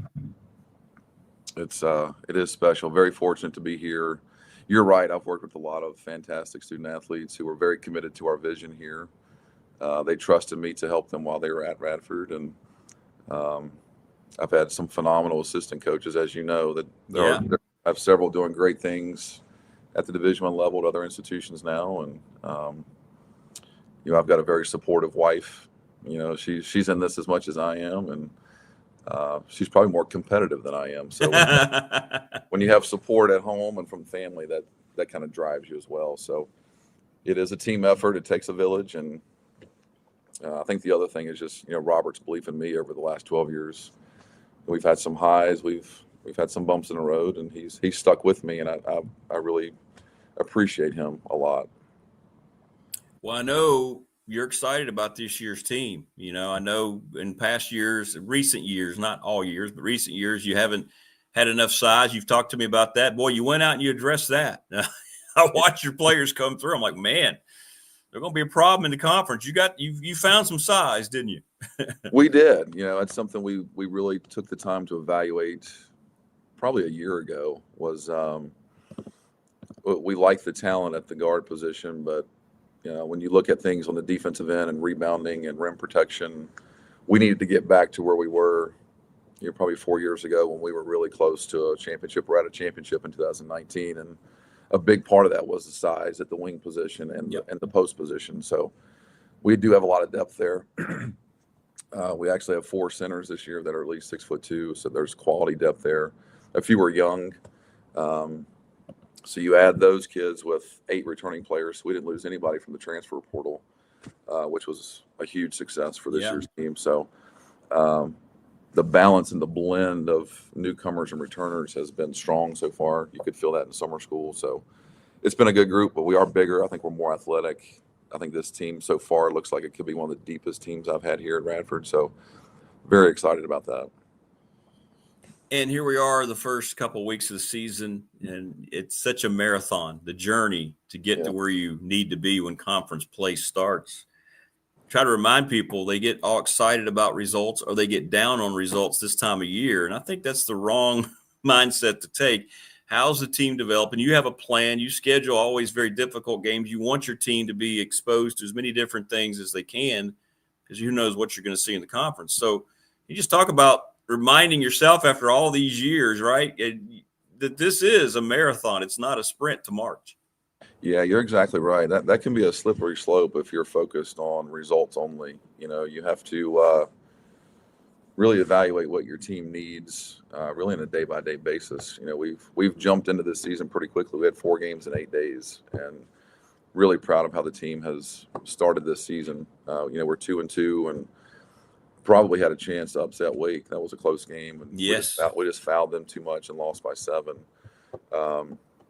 And we've won our first 2 home games. So I think we're on track right now, to be honest with you. So it's a good start. We have Virginia on Sunday, who's probably the best team on our schedule. So 3 of our first 5 are ACC opponents. So we've thrown this group into the fire. But you're right. After that, we're we're into a lot of high-quality mid-major games. That should be great. We have more games in the Devon Center and non-conference we've had, I think, since I've been here. So there's some great opportunities for our program. But you want to expose your team to a lot of different things and prepare them for Big South play. I think the Big South race is going to be wide open, which is exciting. So, the non-conference is going to be pretty challenging this year. This is the most non-conference games I think we play. I think we have 15. So it's a lot. So that is a lot. We have to stay the course and make sure we're getting better every game. So this group is very invested, and they're exciting to work with. Mike McGuire joining us here on the program. He's the all-time winningest coach at Radford University women's basketball. That happened, by the way, this past Tuesday, Education Day. And, boy, I always enjoy it. I think it's great. We bring in so many youngsters from all sorts of the school systems around the area. We had, over 2,000 kids there, and they screamed. They were involved. This year felt a little more special. You and I were talking yesterday. Yeah. They were really into the game, and they were responding to the music cues. It wasn't like they were just there, at an event. They were really into the game, I thought, on Tuesday morning. Oh, it was a great group of kids. I had a blast with them. But you're right. We were talking the other day in the office, just the atmosphere, the energy. I thought it got better as the game went on. I think some years, the kids have kind of got tired or ready to leave. So I thought the energy got better. It was a good game. So I think that probably helped. But those young people in the Devon Center is awesome to see. We've always wanted to do that since I've been here, was get a lot of young people in this community on our campus. Hopefully pique some interest in Radford. Or I get a lot of feedback on it. It's the first college game that they've ever seen. So that's pretty special too. And we always say this with our camps: if we can inspire one kid in any way, whether that's basketball or teamwork or work ethic, or maybe they saw somebody holding a camera, saw somebody doing production, anything that goes with our game. Sure. If we can inspire them to do something or drive them to pursue an interest, I think we've done our job. So that's a big part of that education game, not just having a big crowd for our team, but just can we inspire the young kids in this community? And I appreciate everybody who makes that game happen, because it's a lot of work. It takes us a good 8 to 10 months to prepare for that. So appreciate Corey Duran and his leadership, and helping this vision become a reality every year. So we had over 2,000, which was awesome. I was so impressed. We kept everybody who was working, kept them all herded just where they needed to be in their second. It was cool. Yeah, it was great. It was awesome. Well, speaking of the community, they've responded. You're getting some nice crowds for your home games so far. People keeping up with this program. It's good to see, man. You've worked on that, I know, since you've been here at Radford. And I can't remember, at least since I've been around, to see the interest in women's basketball at Radford have more community intrigue as it does right now. Yeah, it does feel that way. And I've always thought this program has so much potential and upside just to be a bigger part of this community. I think it's always been a work in progress, to be honest with you. But, when we do get people at a home game, the compliments about the ladies and how hard they work, and they always get comments about being gritty and tough. And the girls the ladies are just fun to be around with how they play the game. But yeah, we appreciate the support so far. Would love to continue to see support. We have some great home games coming up, and the Big South race is always important. So I hope we can continue to build on that. I think this is a group that's fun to watch. I think our style is going to be a little bit different, a little more up and down and free flowing than years past. So I hope that's appealing to some people to come. But would love to see a lot of people in the Devon Center this winter to support our ladies. Okay, so let me ask you the overlay of what's in college athletics, and we all know what's happening and so forth. And we don't talk a lot about it in the context. We always mention football. We always mention men's basketball, heck, even baseball. But can you talk about the women's basketball recruiting world and the things that you're dealing with now, and how you didn't have to? You mentioned year 12, and you didn't have to look at this like you had. How have you evolved your mindset, and how does that influence trying to piece your staff together? Because now it's a different ballgame out there, even for women's basketball, because I know the market's the same as it is on the men's side. Yeah, it's drastically changing. I feel like it's changing every few weeks, to be honest with you. I'm not sure we have clear direction on a lot of things. So we are constantly adjusting on what is best for this department, our program, and just the future of how good we need to be. I think the first thing is just the overall approach. We have to see this as an opportunity and not complain about it. We have to adjust. I think there's a lot of complaining about it, which if we're more of the old school mindset, I get it, but we do have to adjust and see this as an opportunity on how we can make women's basketball as good as we can make it for Radford, and make sure we're positioning ourselves to compete for Big South championships.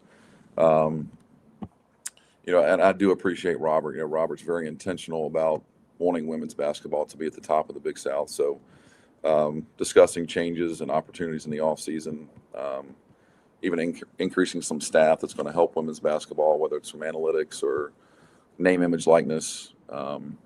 I do think women's basketball has great momentum right now. I think the interest has grown.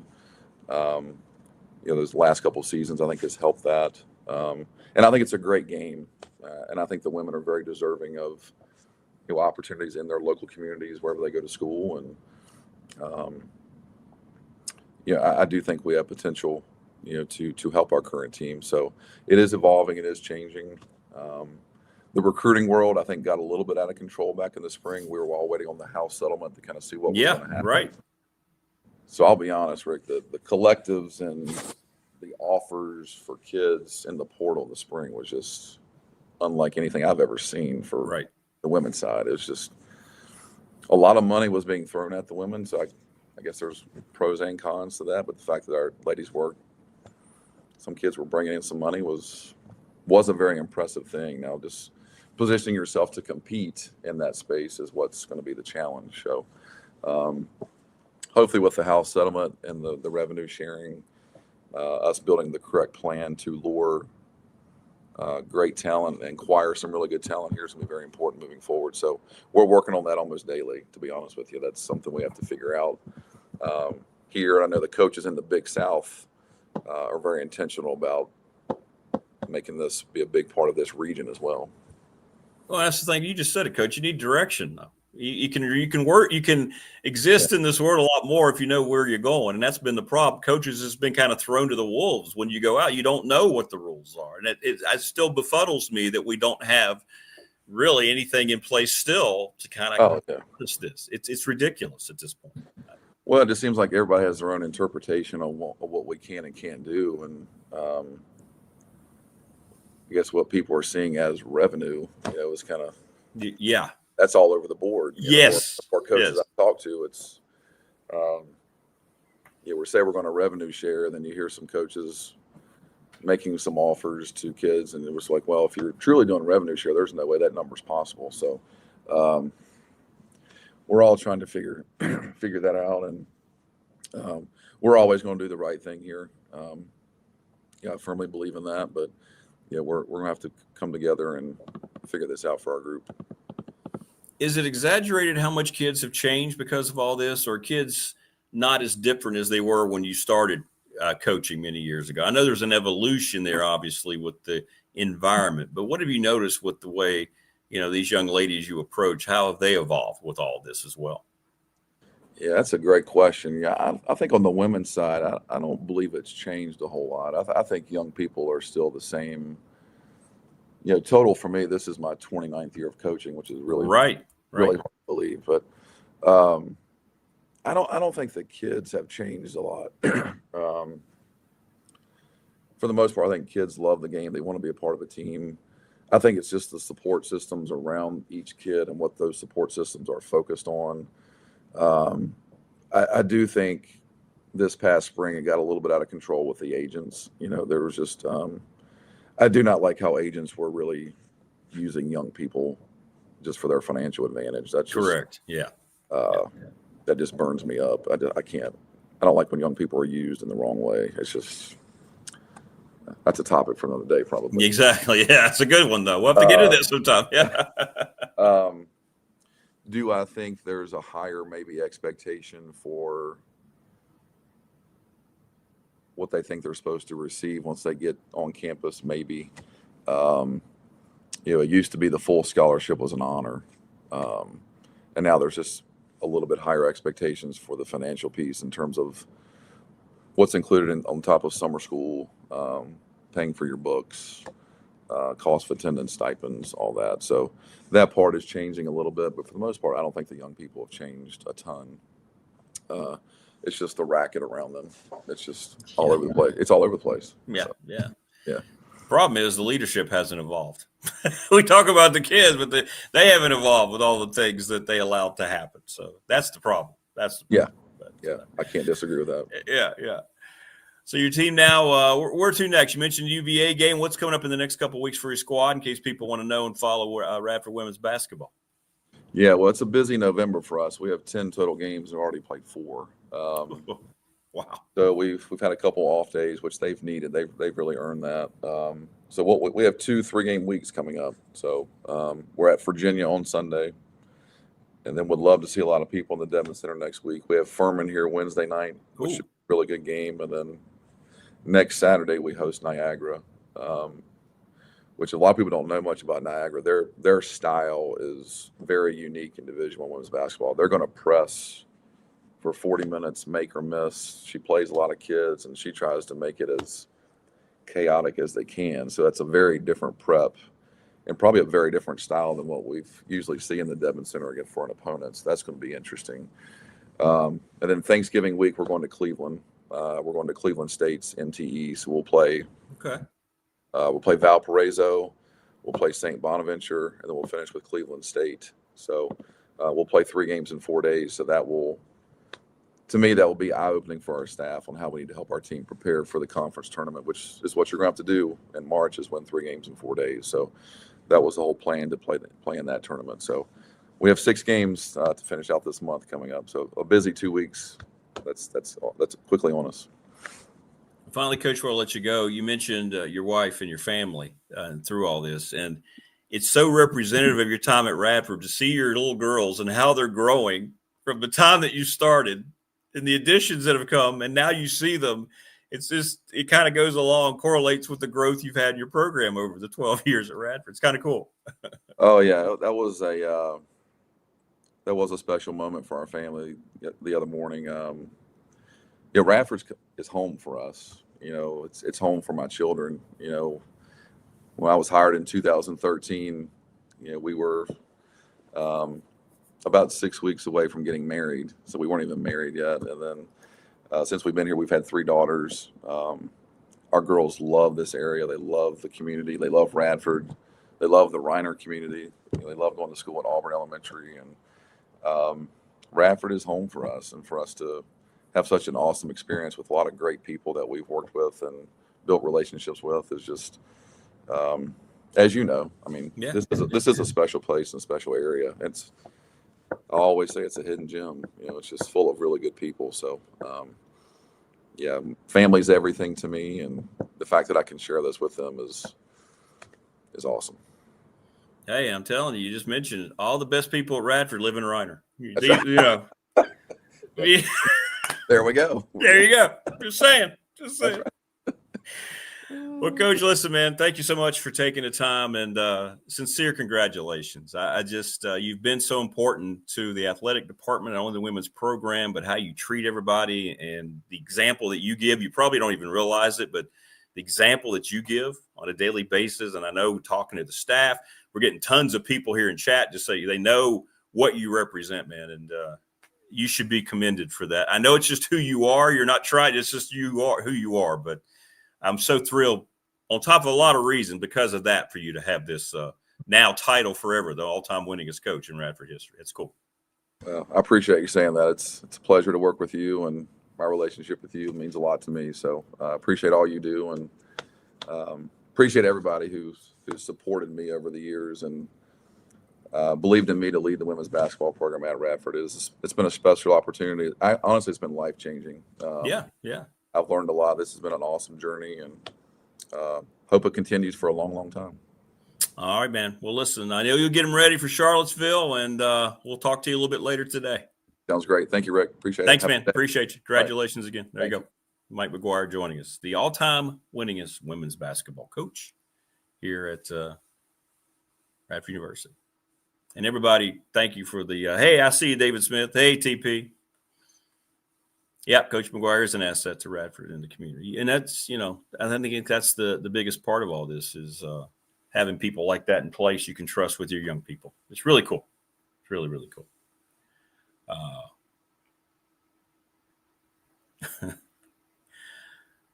Yeah, I saw that 247's report. Yeah, I saw that. I'll just say I saw that. So when you see that report, let me ask you this question.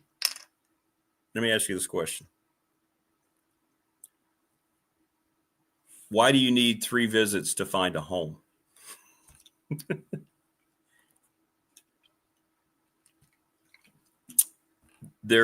I believe there are online realty sites, right?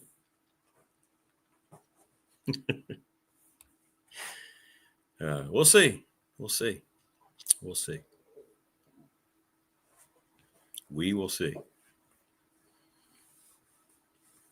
how it all plays out. I'm the all-time winningest announcer at Radford. Yeah, because I'm the oldest. I've been there the longest. So yeah, you're right.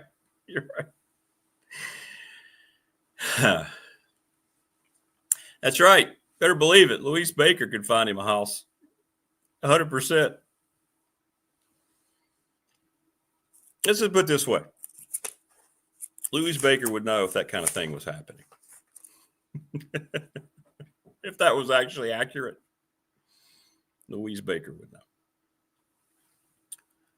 And if you've allegedly been in an area 3 times and this is such a hot topic around because everybody is speculating, don't you think somebody would have made more of an effort to say, hey, look, he was here?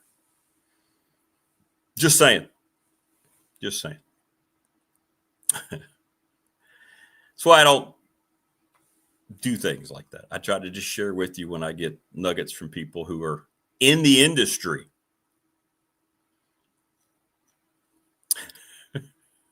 People who know these agents. And I pass along nuggets when I can. So, thanks to the Ready Set Fund. Speaking of passing along good nuggets, they are terrific. ReadySetFund.com. Bob Christ, Dave Christ's brother, the Blacksburg legend.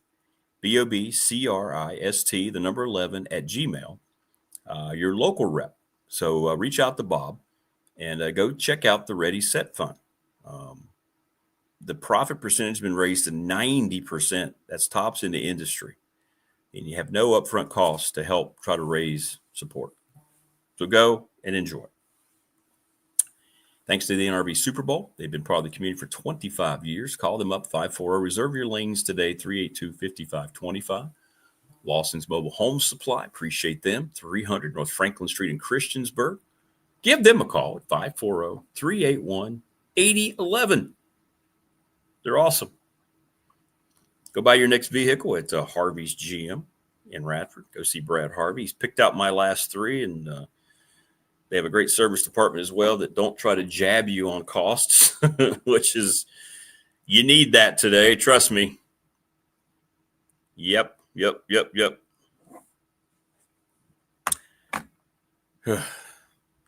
It's tough to find quality today for the price, but you don't have to worry about that at Harvey's. Speaking of quality, Travis Williams, sponsor of our text line, Professional Door Incorporated.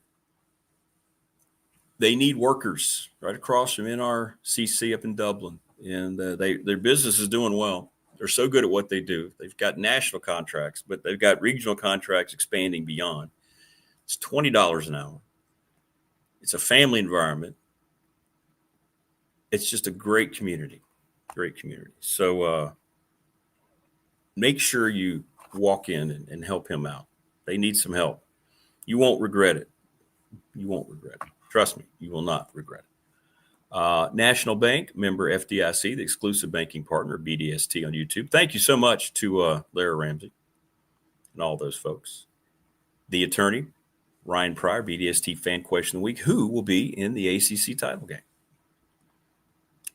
Little River Heating and Air, 540-553-2971. Tell Charles Lee you heard us talking about it. Go get your heat unit. Even if you don't need new ones, get them serviced before things go awry.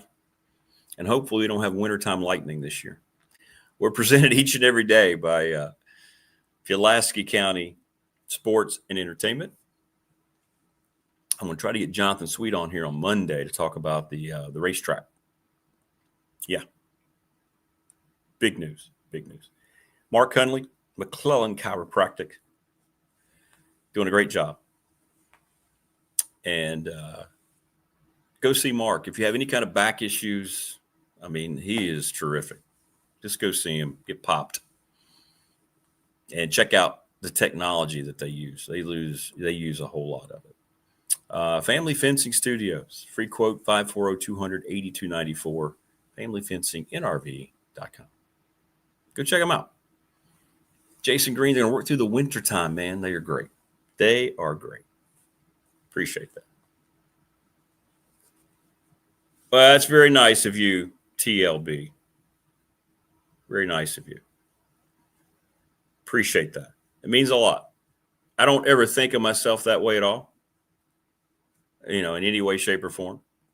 But thank you. I appreciate that. And we have BDST shirts. $25, you get a shirt and eat a steak sandwich. Steak sandwich.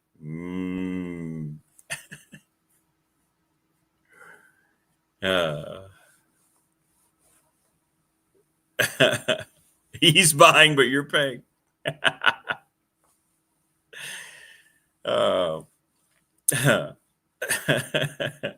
Yeah, maybe so. Maybe so. By the way, today, down at Dedmon, I will have shirts with me. And if you've paid and you want to come get your shirt, that'd be great. We're going to figure out some way to do this more efficiently. I got to figure it out. The easiest way to be to come to my house, but I was told I shouldn't just tell everybody. I don't really care one way or the other. I don't care if people know where I live, but that might be the way to do it. But we'll figure it out. But I have all of your orders. All of you who have paid, I've got your shirts pulled.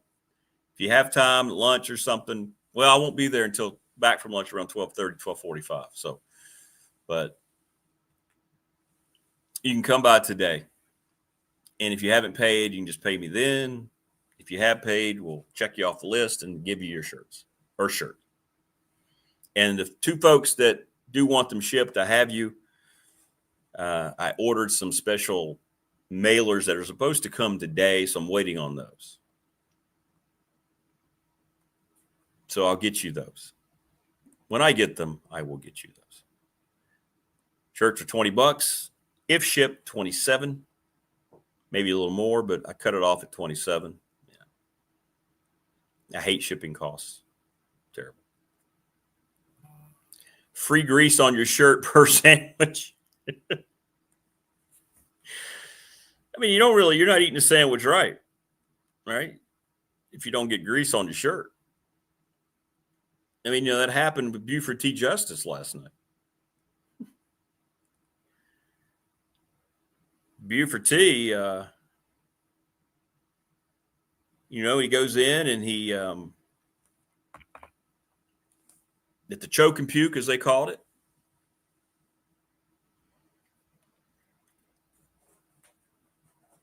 Yeah, we talked about Tech basketball in the first segment today. Yeah, they're playing well.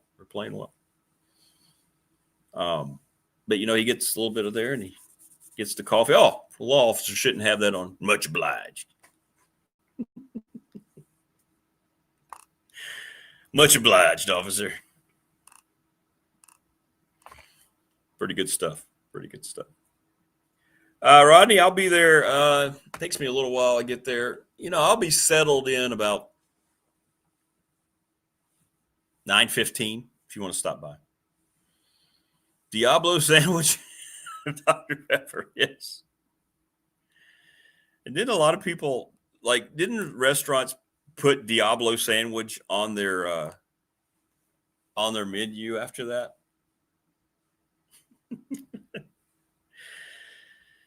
Yep. Diablo sandwich and a Dr. Pepper. And then his son asked for something. We don't have time for that. Hadn't seen it in a long time. And I'm glad I watched it last night. Different time, different world. Jackie Gleason was brilliant. Stole the movie. The quintessential Burt Reynolds in that movie, right? Jerry Reed was terrific.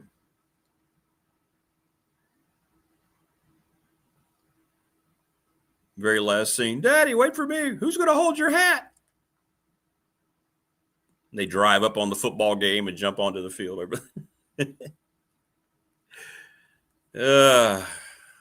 Good stuff.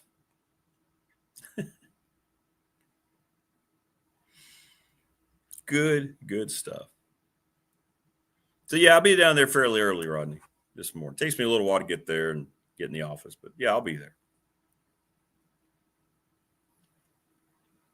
I'm guessing I'll take the shirts in so I can just meet you out front. Anybody who comes, I can just meet you out front. No, it's never too early for a Diablo sandwich. It's really not. It's meat, right?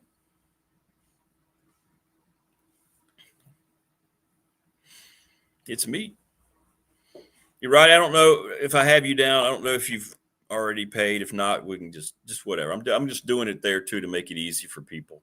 I want to make it as easy. I just appreciate people getting shirts. Means a lot. It's cool. Very cool. And I think you're really going to like them. What I'm pleased is I can, and thanks to Brandon at Top Shelf, I can offer something that I know is really good quality. This thing is, for me, it's the perfect type of T-shirt. And I think you understand, right, if you're a T-shirt person, right? Because you don't want them too thick. You don't want them, obviously, Old Navy thin. You want them to be the right mix.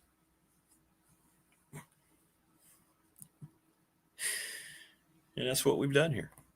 Dwight Vick joins us coming up here in just a little bit. Let me send him the invite. Sometimes he jumps on a little early. Good show today. Let's see here.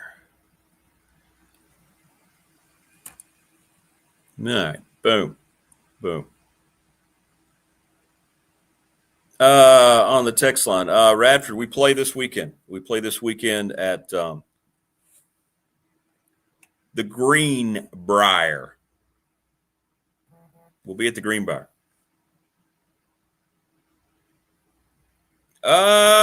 Maybe 1 o'clock tomorrow might work. Hit me up again tomorrow. I'll let you know.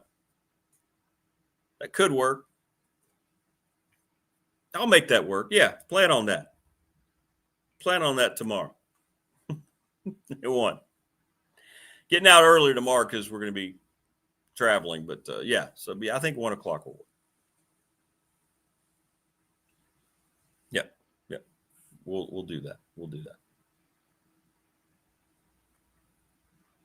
Oh, absolutely. Yeah, that was the whole thing. Jackie Gleason ad-libbed a lot of that stuff, man. Absolutely. Comedic brilliance on full display. Just creating that stuff as he went along, man. So good. So good.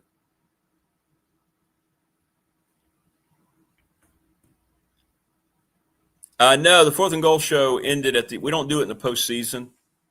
It's always just through the regular season. So, no, there's no 4th and Goal show this week. Thanks for asking, Troy. That's always just through the regular season. How do I think Tech stacks up with UNC? Well, UNC's suffered a big body blow without Trimble. They don't have consistency shooting the basketball from the perimeter. They have great size. Great size. They have length and athleticism. I haven't seen Tech yet. But Carolina is good, but they're not nearly as good without the best on-ball defender in the ACC. He's a difference maker. If you watch the Kansas game, which I did in preparation for our game, he was the difference, man. He's terrific. So he's going to be out, and a weight machine fell on his forearm and smashed his forearm. The next day after the Kansas game, they were just doing their morning workout. How about that? And I don't know if it got knocked over, but people were telling us that it crushed his arm. He had it in a big cast. He was on the sideline. So he didn't even get hurt. It wasn't even a basketball-related injury. But he's going to be missed. Carolina's going to suffer some blows without him through the non-com. But I'm telling you one thing, Caleb Wilson, terrific.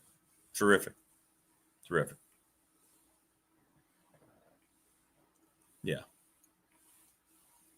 Well, the problem is Tech has played the same time Radford played. So it's kind of hard, They do. I think last night was the only time. And the game wasn't on for me. Was that game on one of the Disney networks, TP? I'm still not getting those right now because they haven't gotten their differences resolved yet. Although they supposedly had a little bit of a breakthrough yesterday. And I think that breakthrough is probably going to be identified at some point by the NFL being involved. Yeah, they did. They spent a large part of their money on Trimble to keep him there. Good player. They spent a whole lot on Caleb Wilson. And that's going to be money well spent. He's different. I mean, he could be on an NBA roster right now. Oh, it was on the internet? Okay. Yeah, I don't get that. I don't pay for that. It was Rick Watson Appreciation Day. ESPN Plus? Okay, gotcha.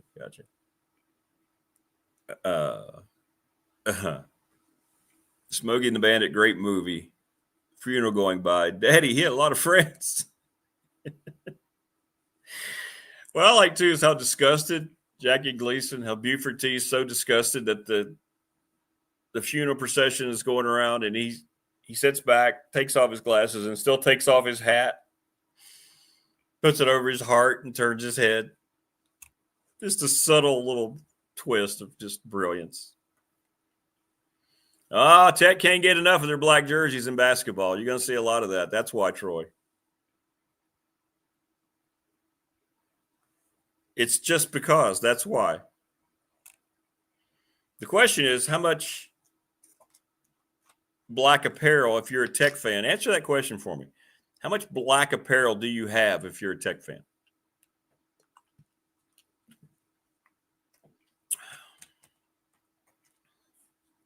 All right.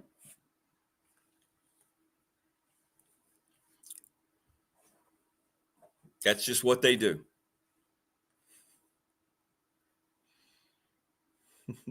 Yeah. Somebody said they were trying to put some bitches. I see you, Tebow. Tried to do it on the text line, and they wouldn't let them do it. That's pretty funny. I wonder why. Come on, man. Where are we?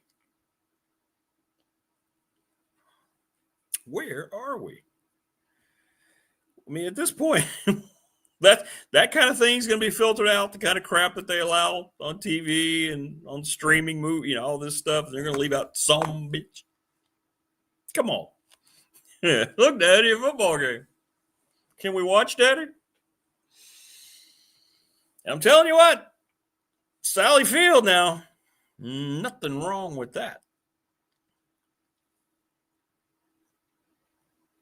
Burt Reynolds said he fell for her instantly, by the way. Like, whoa.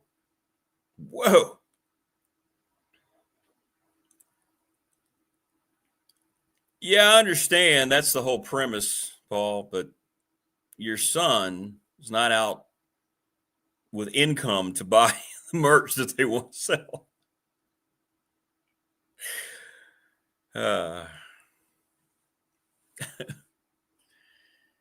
The old excuse used to be that recruits liked it, but recruits are now liking the color green over a black uniform. That green, by the way, being money, in case you didn't know. Speaking of money, He cashes in every time. He is money every time we talk to the great Dwight Vick. Good morning, DV. What's up, brother? Good morning, man. What's going on, man? How you and your listeners and viewers doing? Well, we're hanging in there, trudging through the week here with all the combined seasons. How about you? Everybody good in your way? Yeah, man. Yeah. Headed down to see my son open up the season down in Wingate. College basketball is here. So my favorite time of the year, man. I love football, but I love basketball more. Excuse me. So, yeah, I'm excited for him. Talked to him last night. Also been catching up with some former teammates. Just everything seems to be pretty good, man.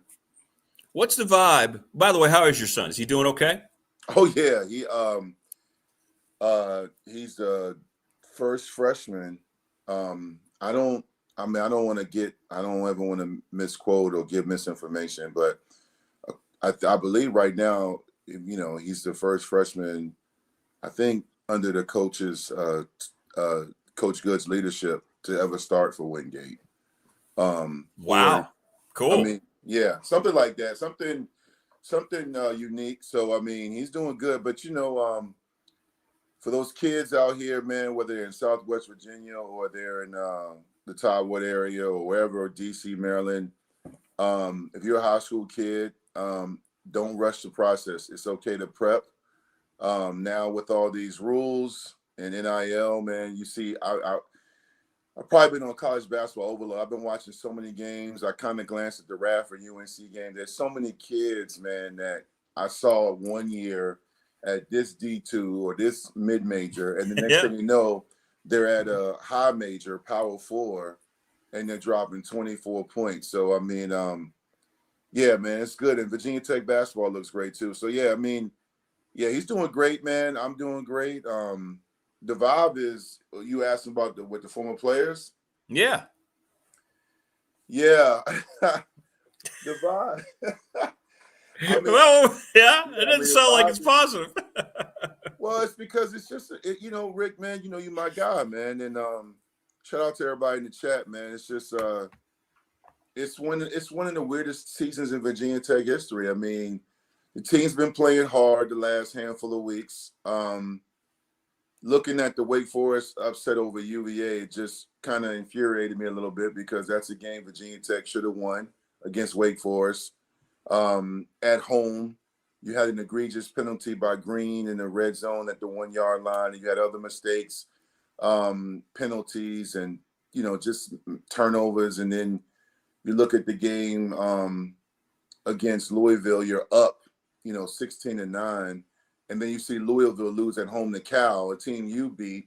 And many people will say, "Well, hey Vic, that's the ACC." I get it, but I'm rooting for Coach Monty, because I've never been in that position, but I know when adversity sets, to keep a team together while they're trying to find your replacement, even though he said, I mean, again, this is the TV copy, that he was going to be given a fair shot.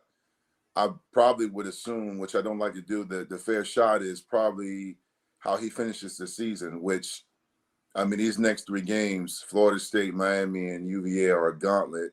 Although I think they could win all 3, but I don't know, right? And that's why I said it's a unique season, because you're waiting to see who's going to be a dinner date for this dance next season. And then you're also waiting to see what's going to transpire on the field. And then you also are curious to see who's going to be retained, who's going to stay. And now we're one of 14 teams looking for coaches. I mean, it's a weird season, man, but it could be worse. I look at what's going on in Colorado. I look at a lot of teams that are in worse situations. I think Virginia Tech's not in a bad situation. I just want, it's testing our patience. I understand. When you talk to those guys, do they have a preference on who they'd like to see be the new coach? Or is it just like, you know what, let's just do this. Let's make sure we do this the right way. Or is there the same feeling that you and I've talked about, DV, about the fact that Bruce Arians and Bud Foster are really kind of leading this thing, and not dissing any of the other committee members, but we know those are the football guys that understand what it's supposed to look like. I mean, they feel pretty confident in the process because of those guys, or are they focused in on 1 or 2 people or something like that? It's 2 types of former players. There's former players like myself and guys that are fully connected. They watch every weekend. They keep up. And you have the former players that are coaching at other schools, high school and college, or even pro, or, they always going to love Virginia Tech, but they kind of glance at the game and keep it moving. For a lot of the guys that are fully invested, that still watch and keep their finger on the pulse of the situation, everybody has their opinion. This is when it goes this long, you have everybody that can present an argument for different guys. I feel like, I feel like the longer the process goes on, you have more people that say, what about this guy? What about this guy? It's kind of like you're doing a family vacation and everybody wants to go to different restaurants. This kid wants Red Robin, this person wants Applebee's, this person wants Longhorn, this person wants Outback, and then you have one person that wants to stay at home and eat the leftover. And it's like, can we just agree on something, right?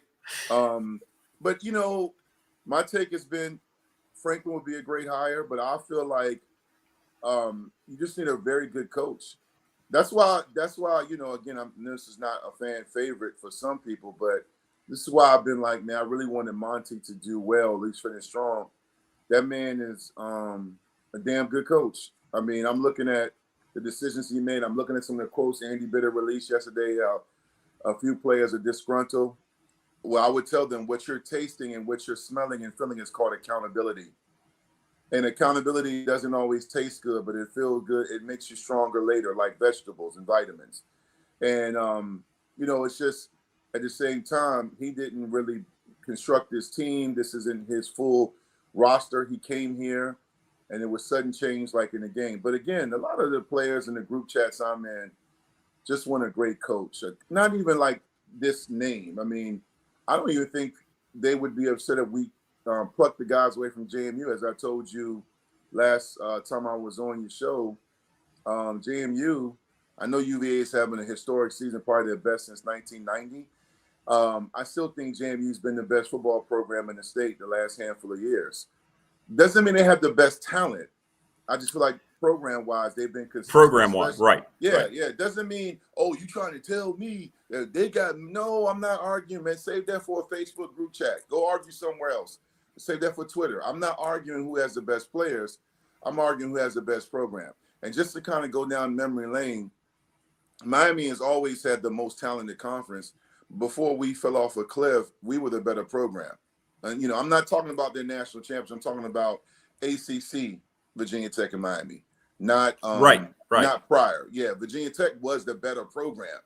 Now Miami's a better program because they've navigated the portal better and they've been able to win games. Now, when you're a Miami fan, the standard is national championship or bust. But I mean, I'm just kind of ready for this this meal to be served, man. I'm really I think we're close, but I get so many DMs and text messages from people in the know, and it's just like, okay, I mean, I'm just one of them guys, man. Tell me where to go. Let's play. Let's put the helmets on. Let's practice. But I really want a good coach to come in, man, because I remember, I'm that guy now, right? I remember what it was like to wait to see where Virginia Tech was in the playoff rankings. I remember the BCS, waiting for the BCS.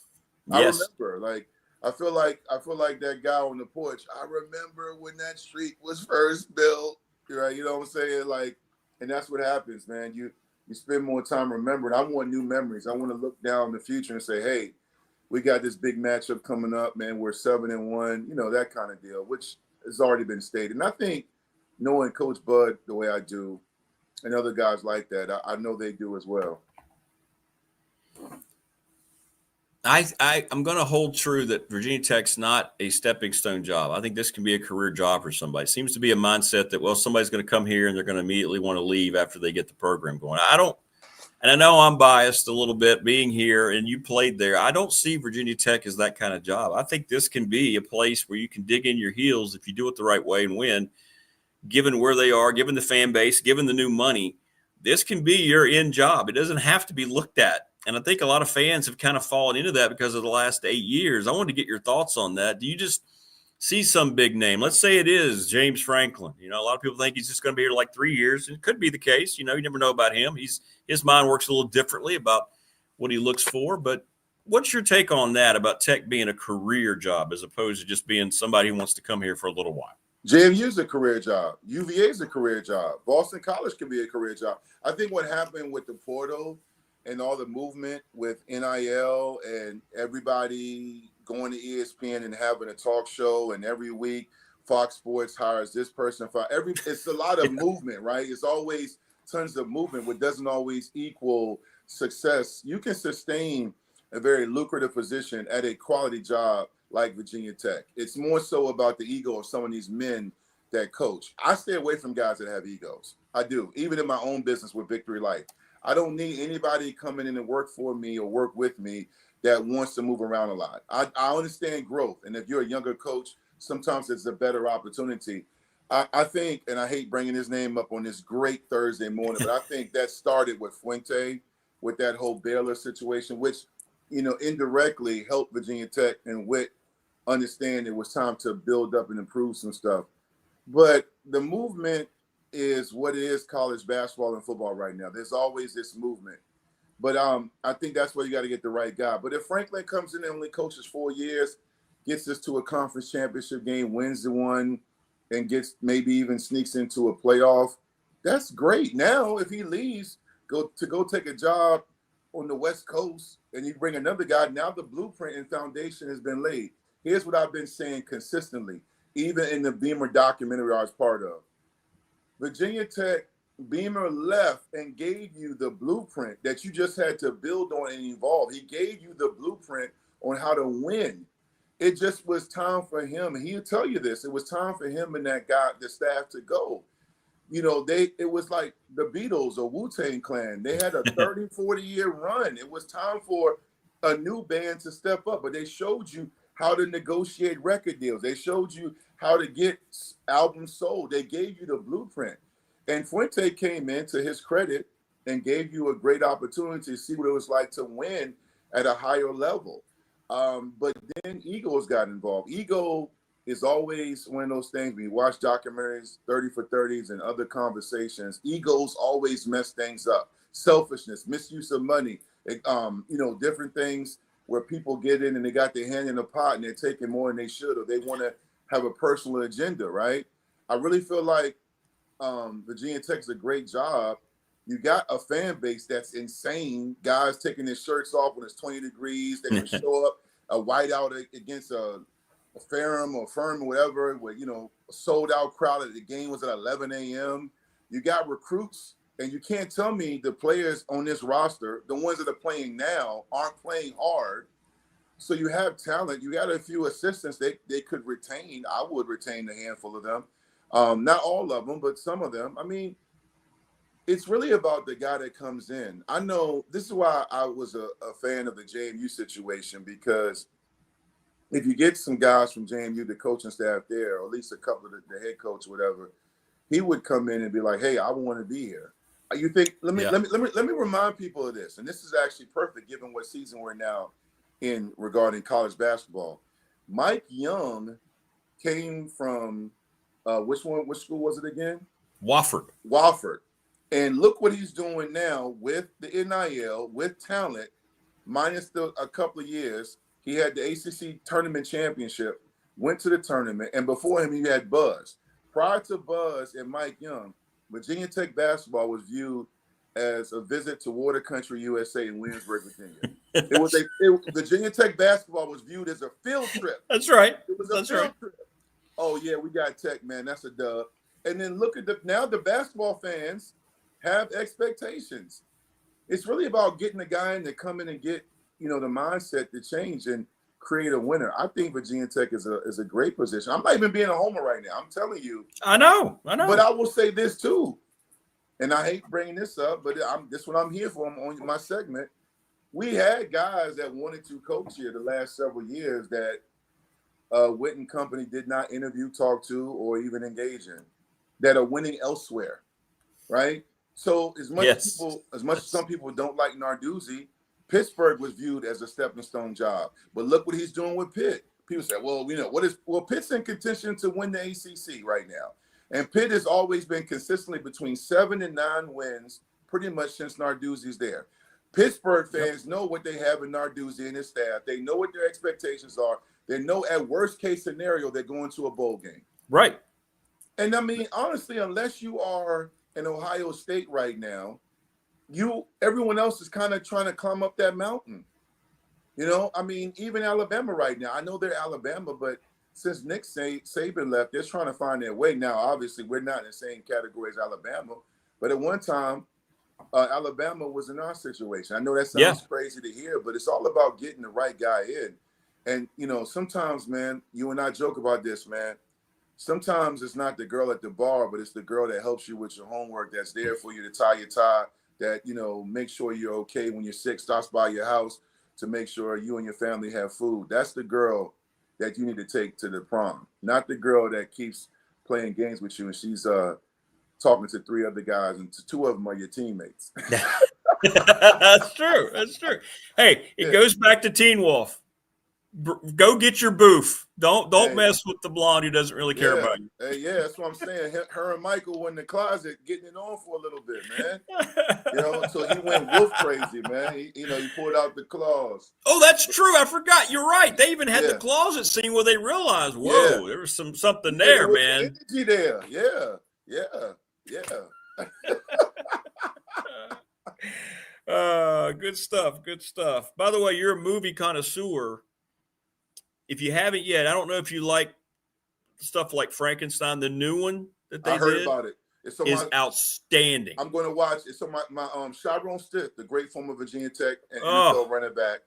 He texted me on Veterans Day the other day and told me I should check it out. I was home early. And I said, I need some movie, Sha. And he said, watch Frankenstein. I said, all right, I got you.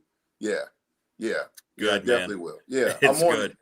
Now you're not going to see the big green guy. It's not like that. This is more true to the original. I never liked that version of Frankenstein. I don't either. Exactly. It was corny to me, man. Yeah. Well, good. We can review that, man. That'll be good. I want to hear your facts. No spoilers. No, none at all. When you're online, and you and I both are on X and everything a lot. I keep X because it does break news, legitimate news, not all the speculation. It's so funny. I watch it now for the sheer entertainment of all these accounts, whether they're hack accounts or putting stuff out there about not only the Tech situation, but I see Arkansas people, LSU people. It's interesting to me. How much of that stuff do you look at and just go, like the latest one being about how Franklin's trying to do stuff to Penn State, which is illegal. You can't do it. It's just funny to see some of these folks that post these things and how many people buy it, hook, line, and sinker. A lot of people buy it, man. It's like I had to text my dad the other day on Facebook. I said, hey, Dad, this is an AI video. This is not real. Like he posted some video. I was like, this is not real. Please delete this. Because, I was like, man, my dad holds a PhD and a master's and a bachelor's. And he's a retired pastor. He still preaches. But, like, he posted some crazy video. And I called my sister and I was like, hey, yo, Dad, you got to take it down. We talked about it. And so it's kind of the same thing with Twitter, man. I kind of like, it's like when you're on the Beltway. I live here in the D.C. area. When you're on 495 or 66 and you're kind of going in, or sometimes I get off on the easy toll pass with my badge and just get away from everything. And then sometimes I'm okay looking around and checking out the mess that is Twitter, X, right? Here's the deal, man. Everybody wants to be the first one to break news, and everybody wants to feel validated. Like, I got on Twitter in 2006, 2007, because David Till did a feature on me during the UVA week. It was an article, great article, really great article. Went back to Virginia Tech with my family, took some photo shoots, and it was an article on myself and Terry Kirby, the great UVA running back. And Terry Kirby's been on my podcast back during COVID. And I remember I got on Twitter, and I was just getting on Twitter because I was like, cool, because, David was active on it, and he shared the article, and then I started to reconnect with all these fans. So I like Twitter for the connection with people, even some people I've never talked to in person or met. Yeah. But it's cool. Like, hey, I watched you play, I love your show, or Vic, man, I love everything you do in the community. But then you got some trolls that I got to go in and cook. I mentioned cooking last week. I got to cook them and argue with them and block them. But I don't like to argue, and I think the speculation is what is annoying, because some people do know what's going on, but many people don't. And I think that's the correct. It's just like, when my nephew, my sister's son, committed to UVA, and I told her, I said it was good. He's a 3-star defensive back. He had 17 D1 offers, and I was extremely happy for him. And I had a few people that jumped in there, my comments and my mentions, and started saying stuff. And that's what Twitter is, man. You got to have thick skin. I'm never going to get off. Shout out to my 16,000 plus followers. I mean, I've been able to build my brand and connect with some great people. But I think the misuse of it is just how life is now with social media, from people being divisive when it comes to politics or community, welfare, or people talking about who should be fired. I laugh too. I love to laugh, that. And I laugh at the fans that think they know or assume. Like, I had this one guy, I don't even think he's on Twitter anymore, OxVT. He did some stuff with Tech Sideline. And I remember he was like, we're so bad, we're a dumpster fire. Even if Mike Vick had come to Tech, he would have never came to Tech, or he would have left. And I tried to resist it, but I was like, no, that's false. And then he was just like, you're telling me Mike would have stayed at Tech? I'm like, yeah, Michael Vick would have stayed at Tech. I know him. You might be family. I said, Mike, Virginia Tech was too far for him. He almost left Virginia Tech because he was homesick. Mike likes to fish and hang out with his family, and back then play video games. He was so great. He would have gotten, people don't understand how, and I'd explain this to him. I said, you don't think Nike would have signed Mike while he was at Tech? You don't think Mike would have not had a signature shoe in Blacksburg? He would have not had to leave. He would have had every contract. He would have had a billboard in Southwest Virginia. I mean, he would have had so much money. This is the thing. Once again, I told you so, because this was several years ago, probably when NIL first started going on. Now, to prove my point, look at all the schools that have evened the playing field with guys like Mike at other schools like Indiana, like Vanderbilt. You know what I'm saying? So again, yes, I was right. You were wrong. Here's the deal, right? Little childhood taunting right there. I think it's funny somebody's arguing with a family member about what was best for Mike. That's what's funny. Rick, that's what happens with Twitter. People think they know because they have the username. I can't see you, so I can hide behind this iPad, this cell phone, this laptop, and argue with this guy or this woman or this person. And again, one of my other guys, shout out to my guy Gobbler Country, former Tech grad. He has a great little group of following, and his whole page. He was arguing with me about, he came out years at Tech before I did in the 70s. When he came out, I was just being conceived, right? Now, here's the thing. He was trying to tell me there are many people that choose Tech not because of sports. I said, that is absolutely true. I said, but understand, sports, especially football, is what moves the meter. And he was talking about all these academics things. And I said, listen, the irony in your statement is you're talking about academic progress and academics in general, yet you run a site and a forum for football. I said, why not run a site for biology? That's right. Or chemistry or agriculture. You know why you won't do it? Because nobody's going to read it. And that's not look, behind me, I got 4 or 5 degrees. I'm not flexing and acting like academics is important. I get annoyed with the misinformation, the lies, but you have to navigate it. You have to kind of pick and choose who you go back and forth with. Because people from a distance can't tell who is who, and you got to be careful arguing with fools. You have to be you have to be careful. And there have been people who misread a tweet. That happens every week. I've had even a few former players or current players that thought I was talking about them, and I'm watching the Vanderbilt, South Carolina game.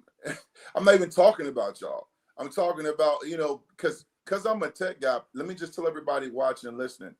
I cover and watch a lot of other teams, especially when Tech is 3-6.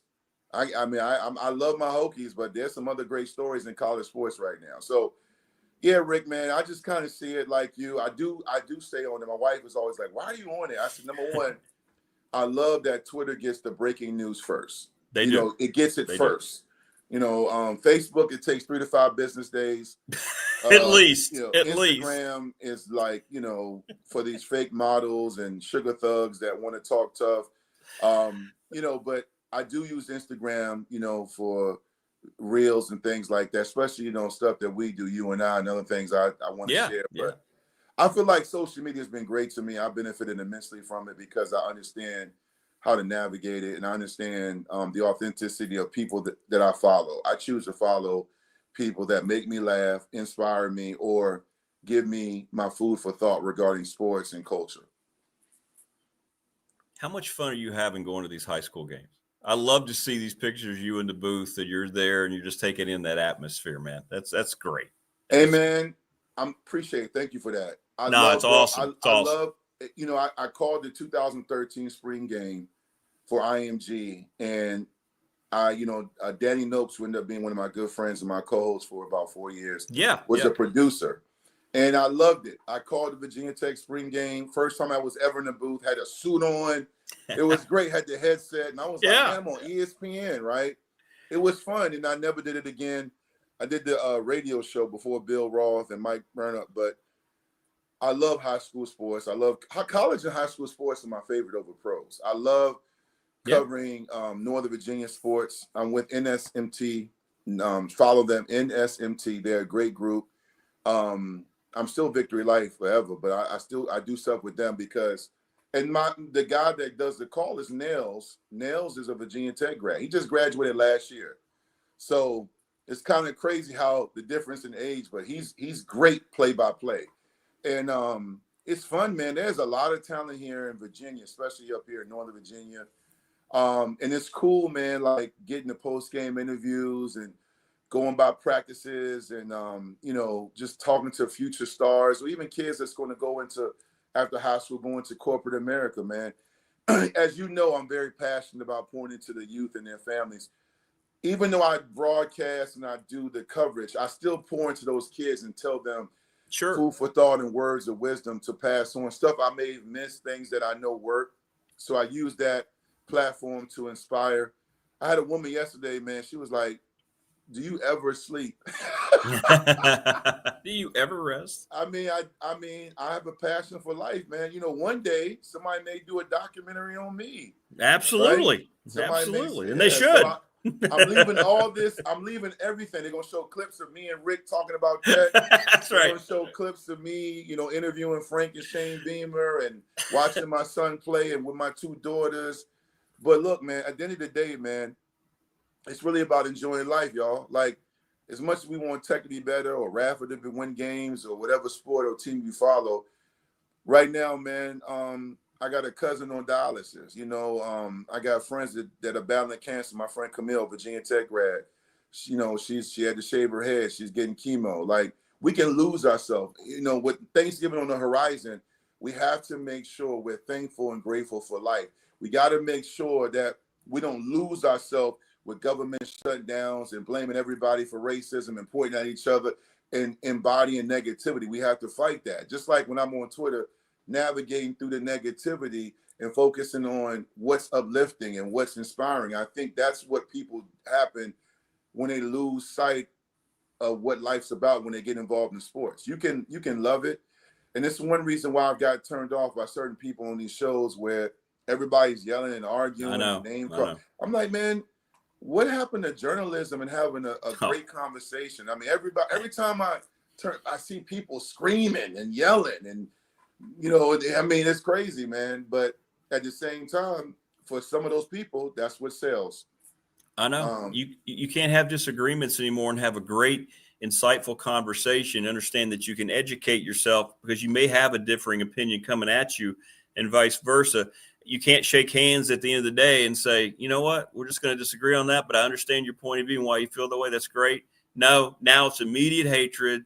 Now it's immediate, you're this, you're that. Let's call you a name or let's root on your ultimate demise if somebody decides to take you out. I mean, and this is what and you're exactly right. The media has transformed all this themselves. They've done this intentionally to create this. It's I know you're 100% right. I know we're up against the clock. Let me No, it's all right. It's all right. I was in a Twitter space 2 weeks ago. And shout out to my guy, Chris. He was in there with me. His son plays at Virginia Tech. He's battling an injury. He's a receiver. But Chris and I went there. It was a post-game Twitter space. And somebody in there said, I don't care. Basically, they wish Whit Babcock was dead. They hate Whit Babcock. Like, I get why people hate Fuente, and I get why people hate Shane, and there may be some people that hate me, right? I will never wish that amongst anybody. No. Because that kind of hatred, it's not that big of a deal. And I think that's what I mean when I say people really lose sight of the big picture. Like, I come on this segment every Thursday. I've been doing it now for years because I love what you're about. You're a great father. You're great to the community. You're great for VA, especially Southwest Virginia. I love listening to the guys you have on. I learn something every day. And that's what we got to do, man. Behind me, my victory light banner says, leave a legacy. That's what this is all about. This is why, to bring it full circle before I jump off, I want the guys at Tech now to really get back on track, because I played 20-something years ago, but I still have the legacy. Me, Mike, yes. Marcus, Xavier DB, Tyrod Taylor, Grant Knoll, Ernest Wilford, Jim Pond, Jake Grove. So many guys walked through that tunnel that came there 16, 17, 18-year-old, 19-year-old men and left better people. And that's what legacy is about. And this is what we're trying to get back to. You want to leave a legacy, not just bowl wins, but, a degree. And, now you can get paid, get some money in your pocket so you can live life to the fullest and pour into other people, the future Xavier DBs and Jason Worlds and all the other great people that have played at Tech. No, well said, brother. Well said. And you do, my friend. You have a legacy that's going to be there long after your time here on this place is done. I appreciate that. Appreciate that, man. It's true. Well, listen, man, enjoy the game this weekend. Have a great weekend, and we will resume again next week. And let me know if you check out Frankenstein. Text me. I will. Appreciate you, man. Thank you. All right, brother. Have a great weekend. Right. Take care. Yeah. Great stuff from Dwight Vick. Yeah, he's got his legacy in place. That guy. So good. So good. Talk about learning from people. Every time he and I have a conversation, you're just kind of like, wow, I learned something there. Great stuff. Thanks to everybody, by the way, in chat. Thank you so much. It means a lot to see you. Appreciate all the comments all the time. All the time. Thank you for everybody who hits me up on the text line. It means a lot. Thank you for your support, your subscribers. You make the show. Sponsors. If you haven't subscribed, if you are a subscriber, get somebody to subscribe. Let's get to 1,000 so I know I don't have to fret every month to see whether or not I'm going to still be able to do this. We're good. We're good for now. If you had a T-shirt, come see me today. Contact me. Hit me up, 391-078 on the text line. DM me. I'll be at Dedmon, and I'll glad to meet you if you come in, or I can come out, whatever. We'll try to do some of that today. I'll be heading out later today, about 3:30, 3:45. I got to go see a sponsor later. So but come get me. We'll have time today, and then we'll do it some more of it maybe tomorrow, and then we'll get everybody their shirts. Thank you for your support. Please share, like, and subscribe, and we'll see you tomorrow on the Finally Friday edition. Everybody finish up the week. Take care. Thank you very much.